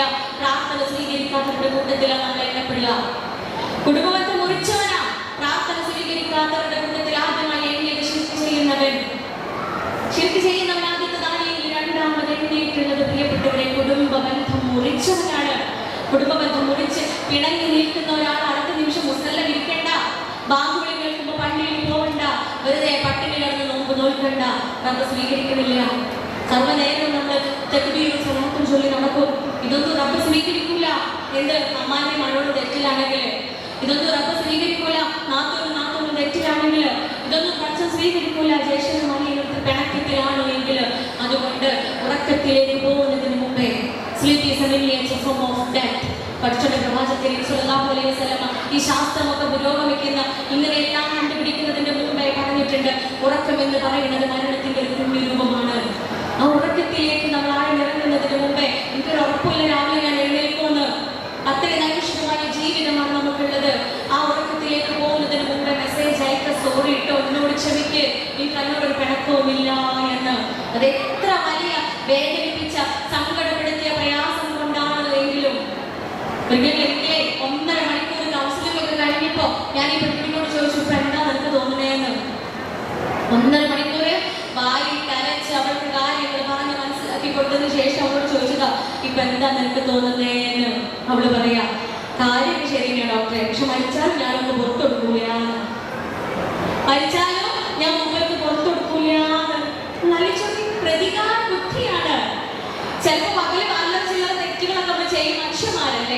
മനുഷ്യന്മാരാണ്, പച്ചയായ മനുഷ്യരാണ്, ചാപ്പല്യങ്ങളുള്ള മനുഷ്യരാണ്. ചിലപ്പോൾ അറിയോ അറിയാതെ കുഞ്ഞു കുഞ്ഞു അബദ്ധങ്ങളൊക്കെ സംഭവിച്ചു പോയേക്കാം. അതുകൊണ്ടല്ലേ മനുഷ്യനാണ് ഇസ്തിഗ്ഫാർ പറയുന്നത്, മനുഷ്യനാണ് തൗബ ഉള്ളത്. ഈ തൗബയും ഇസ്തിഗ്ഫാറും വെച്ചിട്ട് മനുഷ്യന് തന്നിട്ടുള്ളത് അതുകൊണ്ടാണ്. തെറ്റ് ചെയ്യാം, ഇനി ഒരിക്കലും ആവർത്തിക്കാത്ത രൂപത്തിൽ തൗബ ചെയ്ത് മടങ്ങുക. ഈ തൗബ ചെയ്ത് രാത്രി മടങ്ങുമ്പോഴേ പടച്ചോട്ട് മുമ്പിൽ കിടന്ന് കണ്ണിമ വെട്ടാതെ നമ്മൾ കരഞ്ഞ് കരഞ്ഞ് പ്രാർത്ഥിക്കുന്ന സമയത്ത് പടച്ചോൻ പറയാം, മരിച്ചാൽ അറിയാൻ പുറത്തരില്ല. എങ്ങനെയുണ്ടാവും പടച്ചോ നമ്മളോട്? മരിച്ചാൽ അങ്ങ് പുറത്തരില്ല എന്ന് പറയുമ്പോൾ പ്രിയപ്പെട്ടവരെ നമ്മുടെ ചങ്ക് പൊട്ടിപ്പോകും, നമുക്ക് പ്രതീക്ഷ ഇല്ലാത്ത അവസ്ഥ വരും. അതുപോലെയാണ്. പക്ഷെ പടച്ചോൻ അങ്ങനെ പറയില്ല. റഹ്മാൻ റഹീമാണ്, കാരുണ്യവാനാണ്, ഗഫൂറാണ്. അതുകൊണ്ട് പടച്ചോൻ അങ്ങനെ പറയില്ല. ആ പടച്ചോ നമുക്ക് പുറത്തരില്ലേ? പിന്നെ എന്താ പലപ്പോഴും അങ്ങോട്ട് പുറത്തെടുത്താല് ഇങ്ങനെ പോയി കെട്ടിപ്പിടിക്കുക. അടുത്ത നിമിഷം ബാങ്ക് വിളി കേട്ട് നമ്മൾ മുസല്ല വിരിച്ച് നമസ്കരിക്കുമ്പോ ആ നമസ്കാരം പടച്ചോൻ സ്വീകരിക്കണമെങ്കിൽ പിണക്കങ്ങളില്ലാതെയാക്കേണ്ടതുണ്ട്. അതുകൊണ്ട് പിണങ്ങി നിൽക്കരുത്. പിണക്കത്തെ എല്ലാം ഒഴിവാക്കിക്കൊണ്ട് ആണുങ്ങളെയും പെങ്ങളെയും സ്നേഹത്തോടെ, ഏട്ടനും അനിയനും ജ്യേഷ്ഠത്തെയും അനിയനെയും സ്നേഹത്തോടെ ജീവിക്കുന്ന കുടുംബാന്തരീക്ഷം ഉണ്ടാക്കുക. അതാണ് ഏറ്റവും മികച്ച മാതൃക. പ്രിയപ്പെട്ടവരെ, കഴിഞ്ഞിട്ടില്ലല്ലേ? മകളായി എൻ്റെ ഏറ്റവും മികച്ച നല്ല മകളായി, പെങ്ങളായി, എൻ്റെ ജീവിതത്തിൽ ഏറ്റവും നല്ല പെങ്ങളായി, എൻ്റെ ജീവിതത്തിൽ ഏറ്റവും നല്ല ആങ്ങളെയായി, അനിയത്തിയോ ജ്യേഷ്ഠത്തിയോ ആയി. ഇതൊക്കെ കഴിഞ്ഞ് ഇങ്ങനെ പോവാ അല്ലെ? കാലം ഇങ്ങനെയും ഉരുളിക്കൊണ്ടേ ഇരിക്കുകയാണ്. എൻ്റെ ലൈഫിൽ ഏറ്റവും വലിയ അപ്ഡേറ്റഡ് വേർഷൻ ഉണ്ടാവുക. ഫോണൊക്കെ അപ്ഡേറ്റഡ് ആവുന്നത് പോലെ വീണ്ടും ഞാൻ അപ്ഡേറ്റഡ് വേർഷനിലേക്ക് എത്തുകയാണ്. വിവാഹത്തിലൂടെ ഭാര്യ എന്ന് പറയുന്ന പൊസിഷനിലേക്ക് ഞാൻ എത്തുക. നിങ്ങൾ പരസ്പരം ആനന്ദിക്കുവാനോ ആഹ്ലാദിക്കുവാനോ സംതൃപ്തി അടയുവാനും വേണ്ടി നിങ്ങളെ ഞാൻ ഇണകളാക്കി സൃഷ്ടിച്ചിരിക്കുന്നു എന്ന് ഞാനല്ല പറയണത്. ഡോക്ടർ ഫർഹാൻ ഔഷാദ് അല്ല എന്ന് പറയുന്നത്, പരിശുദ്ധ ഖുർആനാണ്. പരിശുദ്ധ ഖുർആൻ നമുക്ക് ഓരോരുത്തർക്കും നൽകുന്ന വാഗ്ദാനമാണ്. നിങ്ങൾ വ്യത്യസ്ത തന്നെയാ. ആണിനെയും പെണ്ണിനെയും രാവിലെയും പകലിനെയും പോലെയാ പഠിച്ചോ സൃഷ്ടിച്ചിട്ടുള്ളതെന്ന് ഖുർആനിൽ പറയാ. രാവും പകലും രാത്രിയും പകലും എത്രയേറെ വിഭിന്നമാണോ, എത്ര വ്യത്യസ്തമാണോ, അത്രയേറെ വ്യത്യസ്തതയിൽ തന്നെയാ ആണിനെയും പെണ്ണിനെയും സൃഷ്ടിച്ചിട്ടുള്ളത്. ശരീരം കൊണ്ട് മാത്രമല്ല, അവരുടെ മാനസികാവസ്ഥ കൊണ്ട്, അവരുടെ ചിന്ത വിചാരങ്ങൾ കൊണ്ട് എല്ലാം ആണും പെണ്ണും വ്യത്യസ്തരാണ്. ഇങ്ങനെ വ്യത്യസ്തരായ 2 പേരെ ഒന്ന് ചേർക്കുകയാണ് നിക്കാഹ് എന്ന് പറയുന്ന പവിത്രമായ കുടുംബത്തിലൂടെ. ആ വാക്ക് പോലും, ആ വാക്കിന്റെ അർത്ഥം പോലും എത്ര മനോഹരമാണെന്നറിയോ? തലാഖത്തുൽ അസ്ജാർ എന്ന് പറയുന്ന വേർതിരിക്കാൻ കഴിയാത്ത വിധത്തിൽ കെട്ടുപിണഞ്ഞ് കിടക്കുന്ന മരച്ചില്ലകൾ എന്നാണ് ആ വാക്കിന്റെ അർത്ഥം. വേർതിരിക്കാൻ പറ്റില്ല, വേർതിരിക്കാൻ കഴിയാത്ത രൂപത്തിൽ കെട്ടുപിണഞ്ഞ് കിടക്കുന്ന മരച്ചില്ലകൾ എന്ന അർത്ഥം വരുന്ന നിക്കാഹ് എന്ന പദമാണ് അത് വിശേഷിപ്പിച്ചിട്ടുള്ളത്. അങ്ങനെ ഒന്നാകുക, ആണും പെണ്ണും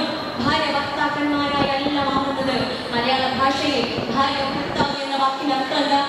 ഭാര്യ എന്ന് പറഞ്ഞാൽ ഭരിക്കപ്പെടുന്നവൾ, ഭർത്താവ് എന്നാൽ ഭരിക്കുന്നവൻ. ഒരിക്കലുമല്ല പരിശുദ്ധ ഇസ്ലാം മതം ആ വാക്കുകൾ കൊണ്ടല്ല അഭിസംബോധന ചെയ്തിട്ടുള്ളത്. ഇണകൾ എന്നാണ് മനോഹരമായ വാക്ക്. ഇണകൾ എന്നാണ് സൗജ് എന്ന വാക്കിന്റെ അർത്ഥം അതിലേറെ മനോഹരമാണ്. സൗജ് എന്ന് പറഞ്ഞാൽ ചവച്ചരയ്ക്കപ്പെട്ടത്, അതുമല്ല എങ്കിൽ മണ്ണിലേക്ക് ഇറ്റ് വീഴുന്ന വെള്ളത്തുള്ളി എന്നാണ് അർത്ഥം. നേരത്തെ സുരിയാണി കഴിച്ചില്ലേ? ഒരു പ്രശ്നം ഉണ്ടല്ലോ ബിരിയാണി സുരിയാണി കഴിച്ചിട്ട് ഇല്ലല്ലോ. ഇന്ന് ഗൂഗിളിൽ ഒന്ന് സെർച്ച് ചെയ്യാം, ജെമിനിയിൽ സെർച്ച് ചെയ്താലോ what is biryani, what is സുരിയാണി. അപ്പൊ ഈ സുരിയാണി കഴിച്ചപ്പോൾ അതില് ചിക്കന്റെ കാലും റൈസും അച്ചാറും ചമ്മന്തി ചവച്ചരച്ച് കഴിഞ്ഞിട്ട് നിങ്ങൾക്ക് വേർതിരിക്കാൻ പറ്റിയോ? ഇല്ല. ചവച്ചരച്ച് കഴിഞ്ഞപ്പോ ഈ സുരിയാണിയിലെ എല്ലാ കണ്ടന്റും ഒരേ കണ്ടന്റാണ് നമ്മൾ കഴിക്കുക. ചവച്ചരയ്ക്കപ്പെട്ട് കഴിഞ്ഞാൽ പിന്നെ വേർതിരിക്കാൻ പറ്റില്ല. ഈ മനോഹരമായ വാക്കുകൊണ്ടാണ് ഇണകളെ അഭിസംബോധന ചെയ്തിട്ടുള്ളത്. വേർതിരിക്കാൻ കഴിയാത്ത മണ്ണിലേക്ക് ഇറ്റ് വീണ വെള്ളത്തുള്ളിയെ ആ മണ്ണിൽ നിന്ന് നമുക്ക് വേർതിരിക്കാൻ പറ്റില്ല. ഇത്രയേറെ മനോഹരമായ വാക്കുകൾ കൊണ്ട് അഭിസംബോധന ചെയ്യപ്പെട്ട രണ്ടുപേര്, പരസ്പരം വസ്ത്രം കൊണ്ട് ഉപമിച്ച രണ്ടുപേര്. വസ്ത്രമാണ് പോലും നിങ്ങൾ ആലോചിച്ചു, അതിനൊരു മനോഹാരിത. എന്റെ വസ്ത്രമാണ് എന്റെ ഇണ, എന്റെ വസ്ത്രം എനിക്ക് അലങ്കാരമാണ്, എന്റെ വസ്ത്രം എനിക്ക് ന്യൂനതകൾ മറക്കുന്നത് മാത്രമല്ല എന്റെ അലങ്കാരം കൂടിയാണ്. അതുകൊണ്ട് ഇണകൾ പരസ്പരം ചേർന്നിരിക്കുമ്പോൾ, ഒരുമിച്ചിരിക്കുമ്പോൾ പരസ്പരം അവരുടെ ഭംഗി കൂടേണ്ടതുണ്ട്, അവരുടെ ആനന്ദവും ആഹ്ലാദവും സംതൃപ്തിയും കൂടേണ്ടതുണ്ട്. മനസ്സിലിങ്ങനെ കൈവച്ചുകൊണ്ട്, നെഞ്ചത്ത് കൈവച്ചുകൊണ്ടൊന്ന് ചിന്തിക്കുക. 30 കൊല്ലായില്ലേ കല്യാണം കഴിഞ്ഞിട്ട് അല്ലേ? എല്ലാവരും ആലോചിക്കണം കേട്ടോ. എന്റെ 15 കൊല്ലായിട്ടുള്ളൂ ഞാൻ ആലോചിച്ചോളൂ. ഞാൻ ആലോചിക്കുമ്പോൾ ഞാൻ മാത്രം ആലോചിക്കണില്ല എന്നുള്ള പരാതി വേണ്ടല്ലോ. പണ്ടേ പ്രവാചകൻ കരീം സല്ലല്ലാഹു അലൈഹി വസല്ലമയുടെ അടുത്ത് ഒരു സഹാബി വന്ന് ചോദിക്കുന്നുണ്ട്, പ്രവാചകരെ എനിക്ക് പഞ്ചസാര തിന്നുന്നത് കുറയ്ക്കണം, മധുരം കഴിക്കുന്നത് കുറക്കണം എന്ന്. പ്രവാചകർ പറഞ്ഞ മറുപടി എന്താ? ആദ്യം ഞാൻ മധുരം ഒഴിവാക്കട്ടെ, ആദ്യം ഞാൻ മധുരം ഒഴിവാക്കട്ടെ, എന്നിട്ട് ഞാനത് പറഞ്ഞുതരാം കേട്ടോ എന്ന്. പ്രിയപ്പെട്ടവരെ, ചെയ്യുന്നതേ പറയാൻ പാടുള്ളൂ. ഇല്ലേ? ചെയ്തിട്ട് മാത്രമേ പറയാൻ പാടുള്ളൂ. അതുകൊണ്ട് നെഞ്ചത്ത് കൈ വെച്ചിട്ട് നമ്മളൊന്ന് ആലോചിക്കുക. ഞാനും മൂപ്പരും ഒപ്പിരിക്കുമ്പോ, ഞാനും ഓളും ഒപ്പിരിക്കുമ്പോ ആനന്ദാണ് ഉണ്ടാകുന്നത്. ഒരു കൈ വെച്ച് നോക്കിയല്ലോ നമുക്ക്. എല്ലാവരും വലത് കൈ നെഞ്ചോട് ചേർത്ത് വെക്കുക. ഉഷാറായിക്കണേ എല്ലാവരും. ആ വലത് കൈ എന്ന് മനസ്സിലായി? സുരിയാണി നിന്ന കൈ. ഈ കൈ എല്ലാവരും നെഞ്ചത്ത് വെക്കുക. ആണുങ്ങൾക്ക് വെക്കാട്ടോ, ആണുങ്ങളൊന്നും കൊണ്ടിട്ടില്ലേ? എല്ലാവരും വെക്ക നെഞ്ചത്ത്. ഇവിടെ ആലോചിച്ചാണ്, ഞാനും മൂപ്പരും ഒരുമിച്ച് നിൽക്കുമ്പോ, ഞാനും മൂപ്പരും ഒരുമിച്ചിരിക്കുമ്പോ, ഞങ്ങൾ തമ്മിൽ ഒരുമിച്ച് വർത്തമാനം പറയുമ്പോ, സംസാരിക്കുമ്പോ ആനന്ദാണോ ഉണ്ടാകുന്നത്? ആഹ്ലാദാണോ ഉണ്ടാകുന്നത്? സംതൃപ്തിയാണോ ഉണ്ടാകുന്നത്? പലരെയും നമുക്ക് കണ്ടിട്ട് 3 മാസം പരിചയം തന്നെ ഇല്ല. ആനന്ദോ എന്താണ്? പെൺകുട്ടികളെ മലപ്പുറത്ത് ഞാൻ ഇതിലോട് കണ്ടല്ലോ. ആനന്ദം തന്നെയാണ്. ആഹ്ലാദം എന്താ? സംതൃപ്തി എന്താ? മൂപ്പര് വരുമ്പോ നമ്മുടെ ഉള്ളിൽ ഉണ്ടാവുന്ന ചിന്ത അല്ലേ? ഓളടുത്ത് എത്തുമ്പോ മൂപ്പര് ഉള്ളിൽ ഉണ്ടാവുന്ന ചിന്ത. ഇശാ നമസ്കാരം കഴിഞ്ഞ് വേഗം പള്ളിയിൽ നിന്ന് ഇറങ്ങി പോരും. വേഗം കയറി വന്നേ വീട്ടിലേക്ക് അടങ്ങാനാണ് ആഗ്രഹിക്കുന്നത് എങ്കിൽ, ഒരേയുള്ള തന്റെ കൊണ്ടാട്ടിയെയും കുട്ടികളെയും കാണാനാണ് മൂപ്പര് ആഗ്രഹിക്കുന്നത് എങ്കിൽ, പ്രിയപ്പെട്ടവരെ, ആനന്ദമാ നെഞ്ചത്തുനിന്ന് കൈയെടുത്തായിട്ടല്ലേ ഇന്നത്തെ മുന്നെ പിടിച്ചിട്ട് ഓരോരുത്തര് ഈ മതി ആനന്ദം ആഹ്ലാദ സംതൃപ്തിയൊക്കെ ആസ്വദിച്ചത് ഇല്ലേ? ഉണ്ടെന്ന് മനസ്സിലായി. നിങ്ങളുടെ ചിരി കണ്ടാൽ, തങ്ങളുടെ മുഖം കാണാൻ തന്നെ മനസ്സിലാവും ആനന്ദവും ആഹ്ലാദ സംതൃപ്തിയൊക്കെ ഉണ്ട്, നൽകത്തില്ല. അപ്പൊ പ്രിയപ്പെട്ടവരെ, ഇശാ നമസ്കാരം കഴിഞ്ഞ് വീട്ടിലേക്ക് വേഗം, എത്രയും വേഗം as soon as possible കയറി വരണമെന്ന ചിന്തയുള്ള ഇണയാണോ ഭർത്താവാണോ ആനന്ദവും ആഹ്ലാദം തന്നെയുള്ളത്? ഇല്ലേ? മൂപ്പര് വരണമെന്ന് നോക്കി നിങ്ങളെവിടെ അസംസ്കാരം കഴിയുമ്പോഴത്തെ നിങ്ങളെവിടെ പോന്നാ പുറപ്പെട്ട എപ്പോഴാ എത്തുകയെന്ന് ചോദിക്കുന്ന സോപ്പും പൊടി കൊണ്ടുവരാനല്ലോ, റീചാർജ് ചെയ്യാനല്ല, മുളക് പൊടിയോ തക്കടില്ല. മൂപ്പര് വേഗം എത്തിയിട്ട് വേണം ചോറുണ്ടാക്കാന്, അല്ലെങ്കിൽ നൂഡിൽസ് ഉണ്ടാക്കാന്, തക്കാളി കറി ഉണ്ടാക്കാന്. അങ്ങനല്ല, മൂപ്പര് കയ്യിലുള്ള പൊതി വിൽക്കാനല്ല, മൂപ്പരെ കാണാൻ, മൂപ്പരെ കണ്ട് ആസ്വദിക്കാൻ, മൂപ്പരോട് സംസാരിക്കാൻ, വർത്താനം പറയാൻ, ആനന്ദവും ആഹ്ലാദ സംതൃപ്തിയൊക്കെ ആസ്വദിക്കാൻ ആഗ്രഹിക്കുന്ന ഇണയാണോ പ്രിയപ്പെട്ടവരെ? അവിടെ അതന്യായിട്ടുള്ളത് പടച്ചവന്റെ ഖുർആൻ, പരിശുദ്ധ ഖുർആൻ വാഗ്ദാനം ചെയ്ത ആ വാഗ്ദാനം നമ്മൾ പൂർത്തീകരിച്ചിരിക്കുന്നു. ഇതാണ് നമ്മുടെ മുമ്പിലുള്ള മാതൃക. ചോദിക്കേ ഒരാൾ കൗൺസിലിംഗ് വന്നതാണ്. ഇങ്ങനത്തെ പ്രശ്നം എന്താണെന്നറിയോ? ഇയാൾക്ക് ഷുഗർ, പ്രഷർ, കൊളസ്ട്രോൾ ഒക്കെ ഉണ്ട്. അങ്ങനെ മരുന്നൊക്കെ കൊടുത്ത് പറഞ്ഞയച്ചിരുന്നു. ഞാൻ മരുന്നൊക്കെ കൊടുത്ത് പറഞ്ഞയച്ച് ഫോളോ അപ്പിന് വരാൻ വേണ്ടിയിട്ട് പറഞ്ഞു. ഫോളോ അപ്പിന് അങ്ങനെ വന്നില്ല. കുറച്ച് കാലം കഴിഞ്ഞിട്ടാണ് വരുന്നത്. കുറച്ച് കാലം ഏറെ കഴിഞ്ഞിട്ടാണ് വീണ്ടും കയറി വരിക. ഞാൻ ചോദിച്ചു എന്തേലും ഉണ്ടായി, മരുന്ന് നിങ്ങൾ നിർത്തിയാന്ന്. മൂപ്പര് പറഞ്ഞു ഡോക്ടറെ 1 മാസം ഞാൻ മരുന്ന് കുടിച്ചു. മരുന്ന് കുടിച്ചിട്ടും എൻ്റെ ഷുഗറും പ്രഷറും ഒന്നും നോർമൽ ആവില്ല. നിങ്ങൾക്കൂടെ അല്ലേ? എൻ്റെ ഷുഗർ പ്രഷർ ഒന്നും നോർമൽ ആവില്ല. അവസാനം ഞാൻ മരുന്നൊക്കെ നിർത്തി. പക്ഷെ ഞാൻ വേറൊരു കാര്യം ചെയ്ത് 2 മാസം കഴിഞ്ഞപ്പോൾ എൻ്റെ ഷുഗർ പ്രഷറൊക്കെ നോർമൽ ആയിരുന്നു. അപ്പൊ ഞാൻ ചോദിച്ചു എന്താ കാര്യം? പേഷ്യൻസ് വേറെ വരുമ്പോൾ പറഞ്ഞു കൊടുക്കാമല്ലോ.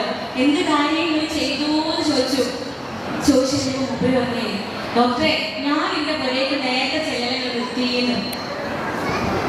മൂപ്പര് പുരയ്ക്ക് നേരത്തെ ചെല്ലൽ നിർത്തിയല്ലോ. അപ്പൊ മൂപ്പര് ഷുഗറും പ്രഷറൊക്കെ നോർമൽ ആയിരുന്നു. അതെങ്ങനെയാ? അങ്ങനെ ഒരു കാഴ്ചക്കുണ്ടോ? കോട്ടയത്ത് തന്നെയാണ്, മലപ്പുറത്തുണ്ടോല്ലോ. അതെന്താണെന്നറിയോ? മൂപ്പര് പറയാ ഡോക്ടറെ ഞാൻ എന്നും എൻ്റെ വീട്ടിലേക്ക് പണിയൊക്കെ കഴിഞ്ഞ് നേരത്തെ കയറി ചെല്ലാൻ ആഗ്രഹിക്കുന്ന ഒരാളാണ്. എൻ്റെ വീട്ടിലേക്ക് ജോലിയൊക്കെ കഴിഞ്ഞ് വേഗം കയറി ചെല്ലാൻ ആഗ്രഹിക്കുന്ന ഒരാളാണ്. കാരണം എന്താ? എൻ്റെ ഉമ്മ ഉണ്ടാവും സിറ്റൗട്ടിൽ ഇങ്ങനെ കാത്തിരിക്കണം. എൻ്റെ ഉമ്മ കാര്യങ്ങളിൽ സ്വർഗം സംവിധാനിച്ച് വെച്ച എൻ്റെ ഉമ്മ അല്ലെ.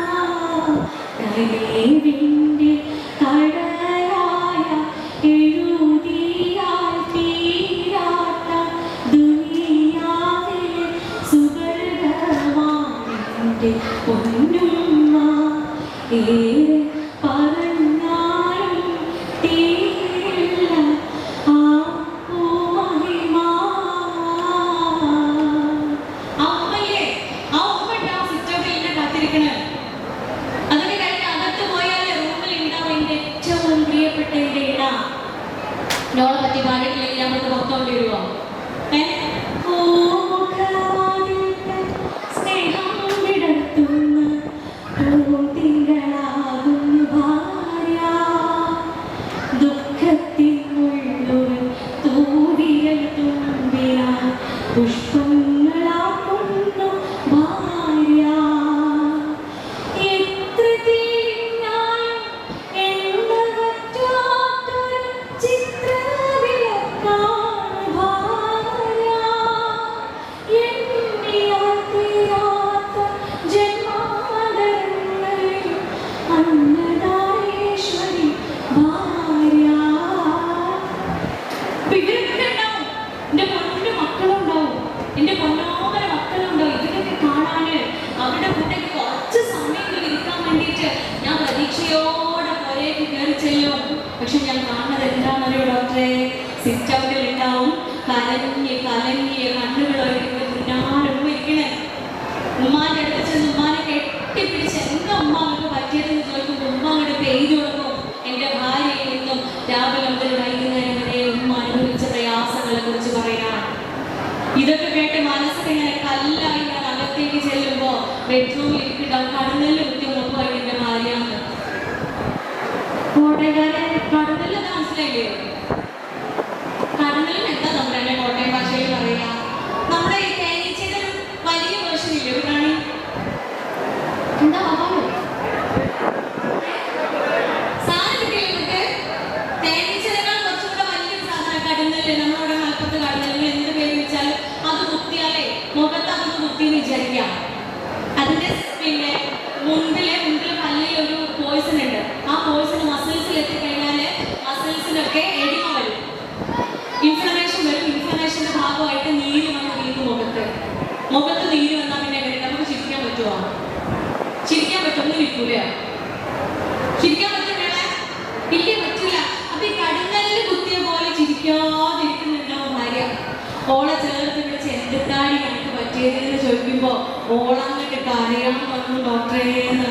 രാവിലെ മുതൽ വൈകുന്നേരം വരെ ഉമ്മ ഓളോട് ചെയ്തു കൂട്ടിയ കാര്യങ്ങളൊക്കെ അങ്ങോട്ട് പറയാൻ തുടങ്ങും. ഇത് കേട്ട് കേട്ട് കേട്ട് എൻ്റെ ഫാസ്റ്റിംഗ് ബ്ലഡ് ഷുഗർ 300 ഞാൻ ഹൈപ്പർ ടെൻസീവ് ആയി. ഇതുകൊണ്ടാണ് എനിക്ക് ഷുഗർ പ്രഷർ വരുന്നത് എന്നൊക്കെ അങ്ങോട്ട് മനസ്സിലായി. ഇപ്പൊ ഞാൻ പോരേക്ക് നേരത്തെ ചെലവ് നിർത്തിയപ്പോ 2 ആളെ മുഖം കാണണ്ട. ഉമ്മ കുറെ നേരം കുറെ സിറ്റബിളിന്റെ കാത്തിരുന്ന് ഞാൻ ചെല്ലാണ്ട് ഞങ്ങൾ പാവം ഗുളികയും മരുന്ന് കുടിച്ച് കിടന്നുറങ്ങും. ഓടും കുറച്ചേരൊക്കെ കാത്തിരിക്കും. അവസാനം ചോറ് കിട്ടാനൊക്കെ മൂടി വെച്ച് ചോറ് പോയി കിടന്നുറങ്ങും. കുട്ടികൾ കുറച്ചേരൊക്കെ കാത്തിരുന്ന് കോട്ടാനൊക്കെ ചോറ് കിടന്നുറങ്ങുന്നത്. ചുരുക്കി പറഞ്ഞാൽ എന്താ ഉണ്ടായി? എല്ലാവരും കിടന്നുറങ്ങി. 30 ഷുഗർ പ്രഷർ നോർമലുമായില്ലേ? പ്രിയപ്പെട്ടവർ, ഇത് വെറും ഒരു അനുഭവമല്ല. ചിലപ്പോൾ നർമ്മത്തിന് വേണ്ടിയിട്ട് കുറച്ച് അങ്ങോട്ടും ഇങ്ങോട്ടും നർമ്മം കലത്തിൽ പറഞ്ഞിട്ടുണ്ട് എങ്കിൽ എക്സാക്ട്ലി അയാളുടെ പെർമിഷനോട് കൂടിയിട്ട്, ഞാൻ പറയുന്ന അനുഭവങ്ങളൊക്കെ ഇവരുടെയൊക്കെ പെർമിഷനോട് കൂടിയിട്ടാണ് നിങ്ങൾക്ക് മുമ്പിൽ പറയാറുള്ളത്. ആ പെർമിഷനോട് കൂടി നിങ്ങൾക്ക് മുമ്പിൽ പറഞ്ഞത് എന്തിനാണെന്നറിയോ? ഇത്തരം അന്തരീക്ഷം വീട്ടിലുണ്ട് എങ്കിൽ നമ്മുടെ ബാധ്യതയാണ്, നമ്മുടെ കടമയാണ് അതില്ലാതെയാക്കുക എന്നത്. പരിശുദ്ധ ഇസ്ലാമിലെ മാതൃകയാണ്. ഏറ്റവും മികച്ച ഭാര്യ ഞാൻ ആവേണ്ടതുണ്ട് എങ്കിൽ ഞാൻ എൻ്റെ ഇണയെ അനുസരിക്കുന്നവളാവണം. ഞാൻ എൻ്റെ ഇണയെ അനുസരിക്കണം. വാപ്പ മരണപ്പെട്ടിട്ടാണെങ്കിൽ പോലും ഭർത്താവിന്റെ സമ്മതമില്ലാതെ വീട്ടിൽ നിന്ന് പുറത്തിറങ്ങാൻ പാടില്ല ഭാര്യക്ക്. അദ്ദേഹം എന്നെ നോക്കുമ്പോൾ ഞാൻ അദ്ദേഹത്തെ സന്തോഷിപ്പിക്കുന്നവളാവണം. അദ്ദേഹത്തിന്റെ അഭാവത്തിൽ, ഇണയുടെ ഭർത്താവിന്റെ അഭാവത്തിൽ അദ്ദേഹത്തിന് ഏറ്റവും പ്രിയപ്പെട്ടതെല്ലാം സംരക്ഷിക്കുന്നവളാവണം. പെട്ടോ പഠിച്ചോനെ? കുടുങ്ങിയോ? അതൊക്കെ കൂടെ എങ്ങനെയാ പ്രാവർത്തികാക്കുക? മൂപ്പര് നോക്കുമ്പോഴൊക്കെ മൂപ്പര് സന്തോഷിപ്പിക്കണമല്ലോ. നടക്കണ കാര്യമാണോ? മൂപ്പര് അനുസരിക്കണം പോലും, മൂപ്പര് അഭാവത്തിലൊക്കെ സംരക്ഷിക്കണം പോലും. പ്രിയപ്പെട്ടവരെ, ഇതൊക്കെ നടക്കും. മൂപ്പരെ ബാധ്യതകളൊക്കെ ഇതൊക്കെ സിമ്പിളായിട്ട് നടക്കുന്ന കാര്യങ്ങളാണ്. ആളുകളോട് പറയുന്നത് എന്താണെന്നറിയോ? നിങ്ങളിൽ ഏറ്റവും ഉത്തമൻ നിന്റെ ഇണയോട്, നിന്റെ ഭാര്യയോട്, നിന്റെ സ്ത്രീയോട് ഏറ്റവും മനോഹരമായി പെരുമാറുന്നവരാണ്. പള്ളി കമ്മിറ്റിക്കാർക്ക് ഏറ്റവും മികച്ചവനായിട്ട് കാര്യമല്ല, അമ്പല കമ്മിറ്റിയിൽ ഏറ്റവും മികച്ചവനായിട്ട് കാര്യമല്ല, അല്ലെങ്കിൽ നാട്ടുകാർക്കോ കടക്കാർക്കും ഏറ്റവും മികച്ചവനായിട്ട് കാര്യമില്ലാതെ എല്ലാ സംഘടനയിലും പേര് കേട്ടായിരിക്കും ഒരു കാര്യമില്ല. ഒക്കെ കഴിഞ്ഞ് പഴയ കയറി വരില്ലേ? ആ ഗേറ്റൊക്കെ കടന്ന് മതിലൊക്കെ കടന്ന് വാതിലൊക്കെ തുറന്ന് വീടിൻ്റെ ഉള്ളിൽ കൊണ്ട് കയറൂലേ? അതിൻ്റെ ഉള്ളിലില്ലേ ഓളോട് ഏറ്റവും മാന്യമായി പെരുമാറുന്നവനാണ് നിങ്ങളിൽ ഏറ്റവും ഉത്തമൻ എന്ന് പറയുമ്പോൾ പ്രിയപ്പെട്ടവരെ, ഇന്ന് തന്നെ കുറേ പോയി 2 ചാർട്ട് പേപ്പർ എടുക്കുക. എന്നിട്ടോ മൂപ്പരെ ബാധ്യതകൾ നമ്മളൊരു ചാർട്ട് പേപ്പറിൽ എഴുതുക, ഓള ബാധ്യതകൾ നിങ്ങളും ഒരു ചാർട്ട് പേപ്പറിൽ എഴുതുക. എന്നിട്ട് എവിടെ ഒട്ടിച്ചു വെക്കണം? അടുക്കളയിലോ? അതുകൊണ്ട് കാര്യമില്ല. എവിടെ ഒട്ടിച്ചു വെക്കണം? ലിവിംഗ് റൂമിലോ അല്ലെങ്കിൽ സിറ്റൗട്ടിലോ ഒട്ടിച്ചു വെക്കാം. ഓരോ പേര് ചെല്ലുമ്പോൾ നിങ്ങളുടെ കാണണം. സംഗതി ഞാൻ എൻ്റെ കണ്ണിൽ പാറ്റ് കേട്ടോ. നമ്മളൊക്കെ കൂടി നന്നായി ഒരു കേസ് വരുന്നയാളെ ഒരു ദിവസം 8-10 കേസുകളാ ഭാര്യ ഭർത്താക്കന്മാർ വരിക. ഈ കുയാക്കുമ്പോഴേ അച്ഛന ചിത്ര പ്രശ്നങ്ങളായിട്ട് 10 കേസെങ്കിലും വരും ഒരു ദിവസം. ഇതൊക്കെ കൂടെ നന്നായി എനിക്ക് കണ്ണിയിൽ പാറ്റിടല്ലേ? എൻ്റെ കണ്ണിയിൽ പാറ്റ് മുന്നോട്ടെ. ഞാനിങ്ങനെ പട്ടിണി കിടന്നാലും വേണ്ടിയില്ല. പ്രിയപ്പെട്ടവരെ, ഭാര്യ ഭർത്താക്കന്മാർ ഏറ്റവും സന്തോഷത്തോടെ, ഏറ്റവും ആനന്ദത്തിലും ആഹ്ലാദത്തിലും സംതൃപ്തിയിലും ജീവിക്കുന്നവരാ വേണ്ടതുണ്ട്. അതിന് ഇസ്ലാം കാണിക്കുന്ന മാതൃക നമ്മൾ സ്വീകരിക്കേണ്ടതുണ്ട്. ആരോട് പറയാം, നീ അവളോട് ഏറ്റവും മികച്ച രീതിയിൽ പെരുമാറുക. അവളുടെ ന്യൂനതകൾ ആരുടെ മുൻപിലും പറയാതിരിക്കുക. ഒരിക്കലും ഭാര്യയുടെ ന്യൂനത ഒരു മനുഷ്യന്റെ മുമ്പിലും പറയാൻ പാടില്ല. ഒരിക്കലേ പ്രവാചകൻ സല്ലല്ലാഹു അലൈഹി വസല്ലമ മോളെ കെട്ടിച്ച് ഫാത്തിമ ബീവി എല്ലാവരുടെയും കല്യാണമൊക്കെ കഴിഞ്ഞ് സന്ദർശിക്കാൻ പോവാ, മോളെ കാണാൻ പോവാ. പക്ഷേ മോളെ വീട്ടിലെത്തുന്നതിന് മുമ്പേ അലി റളിയല്ലാഹു അൻഹുവും ഫാത്തിമ ബീവി റളിയല്ലാഹു അൻഹയും തമ്മിൽ ചെറിയൊരു സംസാരം ഉണ്ടായോ. ഫാത്തിമ ബീവി റളിയല്ലാഹു അൻഹ കുറച്ചൊരു സൗണ്ടില്, കുറച്ചൊന്ന് ഒച്ചത്തില് അലി റളിയല്ലാഹു അൻഹുവിന്റെ അടുത്ത് സംസാരിച്ചിട്ടുണ്ടായിരുന്നു. ഇത് കഴിഞ്ഞ ഉടനെയാണ് വാപ്പ കയറി വരുന്നത്. വാപ്പ വന്നിട്ട് ചോദിച്ചു, അലി എങ്ങനെയുണ്ട് എൻ്റെ മോള്? എൻ്റെ ഫാത്തിമന്റെ കല്ലിന്റെ കഷ്ണം എങ്ങനെയുണ്ട് എന്ന് ചോദിക്കാം. ഓളാണെങ്കിലോ അകത്തുനിന്ന് ഫാത്തിമ ബീവി റളിയല്ലാഹു അൻഹ അകത്തുനിന്ന് ഇങ്ങനെ വിചാരിക്കും, ഇപ്പൊ പറയുമല്ലോ ഇതിനെ പറ്റി.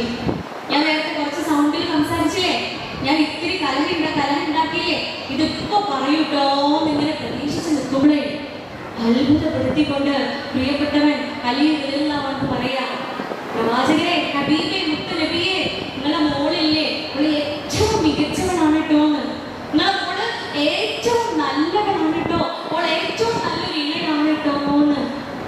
അങ്ങനെ പാപ്പ കുശലാന്വേഷണം കഴിഞ്ഞ് മടങ്ങിയപ്പോഴേ ഫാത്തിമ ബീവി അലിയുടെ അടുത്ത് വന്നിട്ട് ചോദിക്കുക, നിങ്ങൾ എന്തേ പാപ്പ ചോദിച്ചതിനെ കുറിച്ച് പറയാതിരുന്നേന്ന്. പ്രവാചകർ നൽകിയ മറുപടി പ്രിയപ്പെട്ടവരെ നമുക്ക് മാതൃകയാണ്. പറയുന്നതെല്ലാം എന്ന് പറയാം, എല്ലാം നൽകിയ മറുപടി ബീവിയുടെ അടുത്ത് പറഞ്ഞ മറുപടി എന്താണെന്നറിയോ? എന്റെ പ്രവാചകർ മുഹമ്മദ് മുസ്തഫ സല്ലല്ലാഹു അലൈഹി വസല്ലം എന്നെ പഠിപ്പിച്ചിട്ടുണ്ട്, എന്റെ ഭാര്യയുടെ ന്യൂനതകൾ നീ ആരുടെയും മുമ്പിലും പറയരുത്. ഇനി അത് അവളുടെ ഉമ്മയോ വാപ്പയോ ആങ്ങളെയോ ആണെങ്കിൽ പോലും ആരുടെ മുമ്പിലും അവളുടെ ന്യൂനതകൾ നീ പറയരുത് എന്ന്. അതാണ് നമ്മുടെ മാതൃക. പരസ്പരം അങ്ങോട്ടും ഇങ്ങോട്ടും ന്യൂനതകൾ പറയരുത്. അതാണ് പരിശുദ്ധ ഇസ്ലാമിൽ വസ്ത്രത്തോട് ഉപമിച്ചിട്ടുള്ളത്. ഇടയന്റെ വസ്ത്രമാണ് നിന്റെ ന്യൂനതകൾ മറച്ചു വെക്കുന്നതാണ്. എനിക്ക് ഒരു പെണ്ണ് വന്ന് കുടുംബ പ്രശ്നം പറയാൻ തന്നെയാണ് വന്നത്. അങ്ങനെ പ്രസവത്തിന്റെ അടുത്ത് വന്നിരുന്നിട്ട് പറഞ്ഞ ഡോക്ടറെ, എന്റെ മുതിയാപ്പിള ഒട്ടും ശരിയല്ല, പ്രശ്നങ്ങളാണ്, മുഴുവൻ പ്രശ്നങ്ങളാണെന്ന് പറഞ്ഞു നിർത്തി. കൂടെ ഒരു പെണ്ണും കൂടെ ഉണ്ടായിരുന്നു. ബാക്കി മുഴുവൻ ഈ പെണ്ണാ പറയണേ. കൂടെ ഇല്ല പെണ്ണാണ് ഇവളുടെ മുതിയാപ്പിളന്റെ ഇവളുടെ ഭർത്താവിന്റെ കാര്യങ്ങൾ മുഴുവൻ പറയുന്നത് കൂടെ ഇല്ല പെണ്ണാണ്. ഞാൻ വിചാരിച്ചത് ഭർത്താവിന്റെ പെങ്ങളായിരിക്കുന്നു, അതുമല്ലെങ്കിൽ അവളുടെ ഉമ്മയായിരിക്കും ഞാൻ കരുതിയത്. അവസാനം ഞാൻ ചോദിച്ചു, ഇതാരാ? പെണ്ണോരെ ഇതിന്റെ അയൽവക്കക്കാരിയല്ല ഡോക്ടറെ, ഇതെന്റെ അയൽവക്കക്കാരിയാണെന്ന്. സ്വന്തം ഇണയെ കുറിച്ച്, സ്വന്തം ഭർത്താവിനെ കുറിച്ച് അവളേക്കാളേറെ അറിയുന്നത് കൂട്ടുകാരിക്കാണ്. അത്രയേറെ കൂട്ടുകാരുടെ അരികിൽ ചെന്നിട്ട് ഭർത്താവിനെ കുറിച്ച് പറഞ്ഞു കൊടുത്തിട്ടുണ്ടാവും. ഉള്ളതാവാം, ഇല്ലാത്തതാവാം, ആരുതേ എന്നാണ് ഇസ്ലാം പറയുന്നത്. പറയാൻ പാടില്ല. ഇനി അവളിൽ ന്യൂനതകൾ ഉണ്ട് എങ്കിലേ, പ്രിയപ്പെട്ടവരെ, ആണുങ്ങളോട് വീണ്ടും പറയട്ടോ, നീ നോക്കുമ്പോ അവളിൽ ന്യൂനതകളാണ് ഉള്ളത് എങ്കിൽ, അവളിൽ കുറവുകളാണ് ഉള്ളത് എങ്കിൽ, അവളിൽ ഒരു നന്മയെങ്കിലും അവശേഷിച്ചിട്ടുണ്ടാവും. നിന്റെ ഭാര്യയിൽ ഒരു നന്മയെങ്കിലും ബാക്കിയുണ്ടാവും. നീ ആ നന്മയിലേക്ക് നോക്കിക്കൊണ്ട് സംതൃപ്തി അടയുക എന്നാണ് പറയുന്നത്. ആ നന്മയിലേക്ക് നോക്കിക്കൊണ്ട് നീ സംതൃപ്തി അടയുക എന്ന് പറയുമ്പോൾ എവിടെയാ പ്രിയപ്പെട്ടവരെ നമ്മളെ പറയും പ്രശ്നം ഉണ്ടാവാം? ഒരു നന്മയില്ലാത്ത പെണ്ണുങ്ങൾ കോട്ടയത്തുണ്ടോ? ഞങ്ങൾ മലപ്പുറത്തില്ല കേട്ടോ. ഒരു നന്മയില്ലാത്ത പെണ്ണുങ്ങൾ ഞങ്ങൾ മലപ്പുറത്തില്ല, ഞങ്ങൾ നിലമ്പൂരില്ല. നിങ്ങളെ കോട്ടയത്തും കാഞ്ഞിരപ്പള്ളിയിലുണ്ടോ? ആരും ഒന്നും മോറിനില്ലല്ലോ. എത്ര ക്ലിനിക്ക് ഇട്ടാ സെറ്റപ്പ് ആവൂലേ? ഇവിടെ ക്ലിനിക്ക് ഇട്ടാ സംഗതി നല്ലതറിയോ? ഇല്ലേ? ഇല്ലാന്ന് പറഞ്ഞോണ്ട് ഇങ്ങോട്ട് ഞങ്ങളുടെ അടുത്ത് കേസ് ഇല്ല ഡോക്ടറെ. ഞങ്ങളുടെ അടുത്ത് നിങ്ങളുടെ അടുത്ത് കേസ് വരില്ല. കാരണം ഞങ്ങളൊക്കെ സ്നേഹത്തിൽ ജീവിക്കുന്നവരാ. ഞങ്ങളുടെ പ്രശ്നങ്ങളൊന്നും ഇല്ല. എല്ലാ പെണ്ണുങ്ങൾക്കും ഒരു നന്മയെങ്കിലും ബാക്കിയുണ്ടാവും. നന്മയില്ലാത്ത പെണ്ണുങ്ങൾ ഈ ഭൂമിയിലില്ല. അതുകൊണ്ട് ഓളെ ആ കുഞ്ഞു നന്മയാണെങ്കിലും ആ നന്മയിലേക്ക് നോക്കിക്കൊണ്ട് സംതൃപ്തി അടയുവാൻ പറയുമ്പോൾ പ്രിയപ്പെട്ടവരെ ചിന്തിക്കുക. ഒരു പ്രശ്നം നമ്മുടെ പുറയിൽ ഉണ്ടാവില്ല, ഒരു പ്രശ്നം നമ്മുടെ വീട്ടിൽ ഉണ്ടാവില്ല. പരസ്പരം തോറ്റുകൊടുക്കാനുള്ള മാനസികാവസ്ഥയാണ് ഉണ്ടാവേണ്ടത്. പ്രവാചകൻ സല്ലല്ലാഹു അലൈഹി വസല്ലം നമ്മുടെ ഉമ്മ പ്രിയപ്പെട്ട ബീവി ആയിഷ റളിയല്ലാഹു അൻഹ ഓട്ട മത്സരം നടത്തുമായിരുന്നു. അല്ലേ? ഓട്ട മത്സരം നടത്തുമായിരുന്നു. ഓട്ട മത്സരത്തിൽ ആദ്യത്തെ മത്സരത്തിൽ ബീവി ആയിഷ റളിയല്ലാഹു അൻഹ ജയിച്ചു. പിന്നെ വർഷങ്ങൾ കഴിഞ്ഞിട്ടേ യാത്രക്കിടയില്ല, യാത്രക്കാരൊക്കെ കൂടെ ഉണ്ടാവും.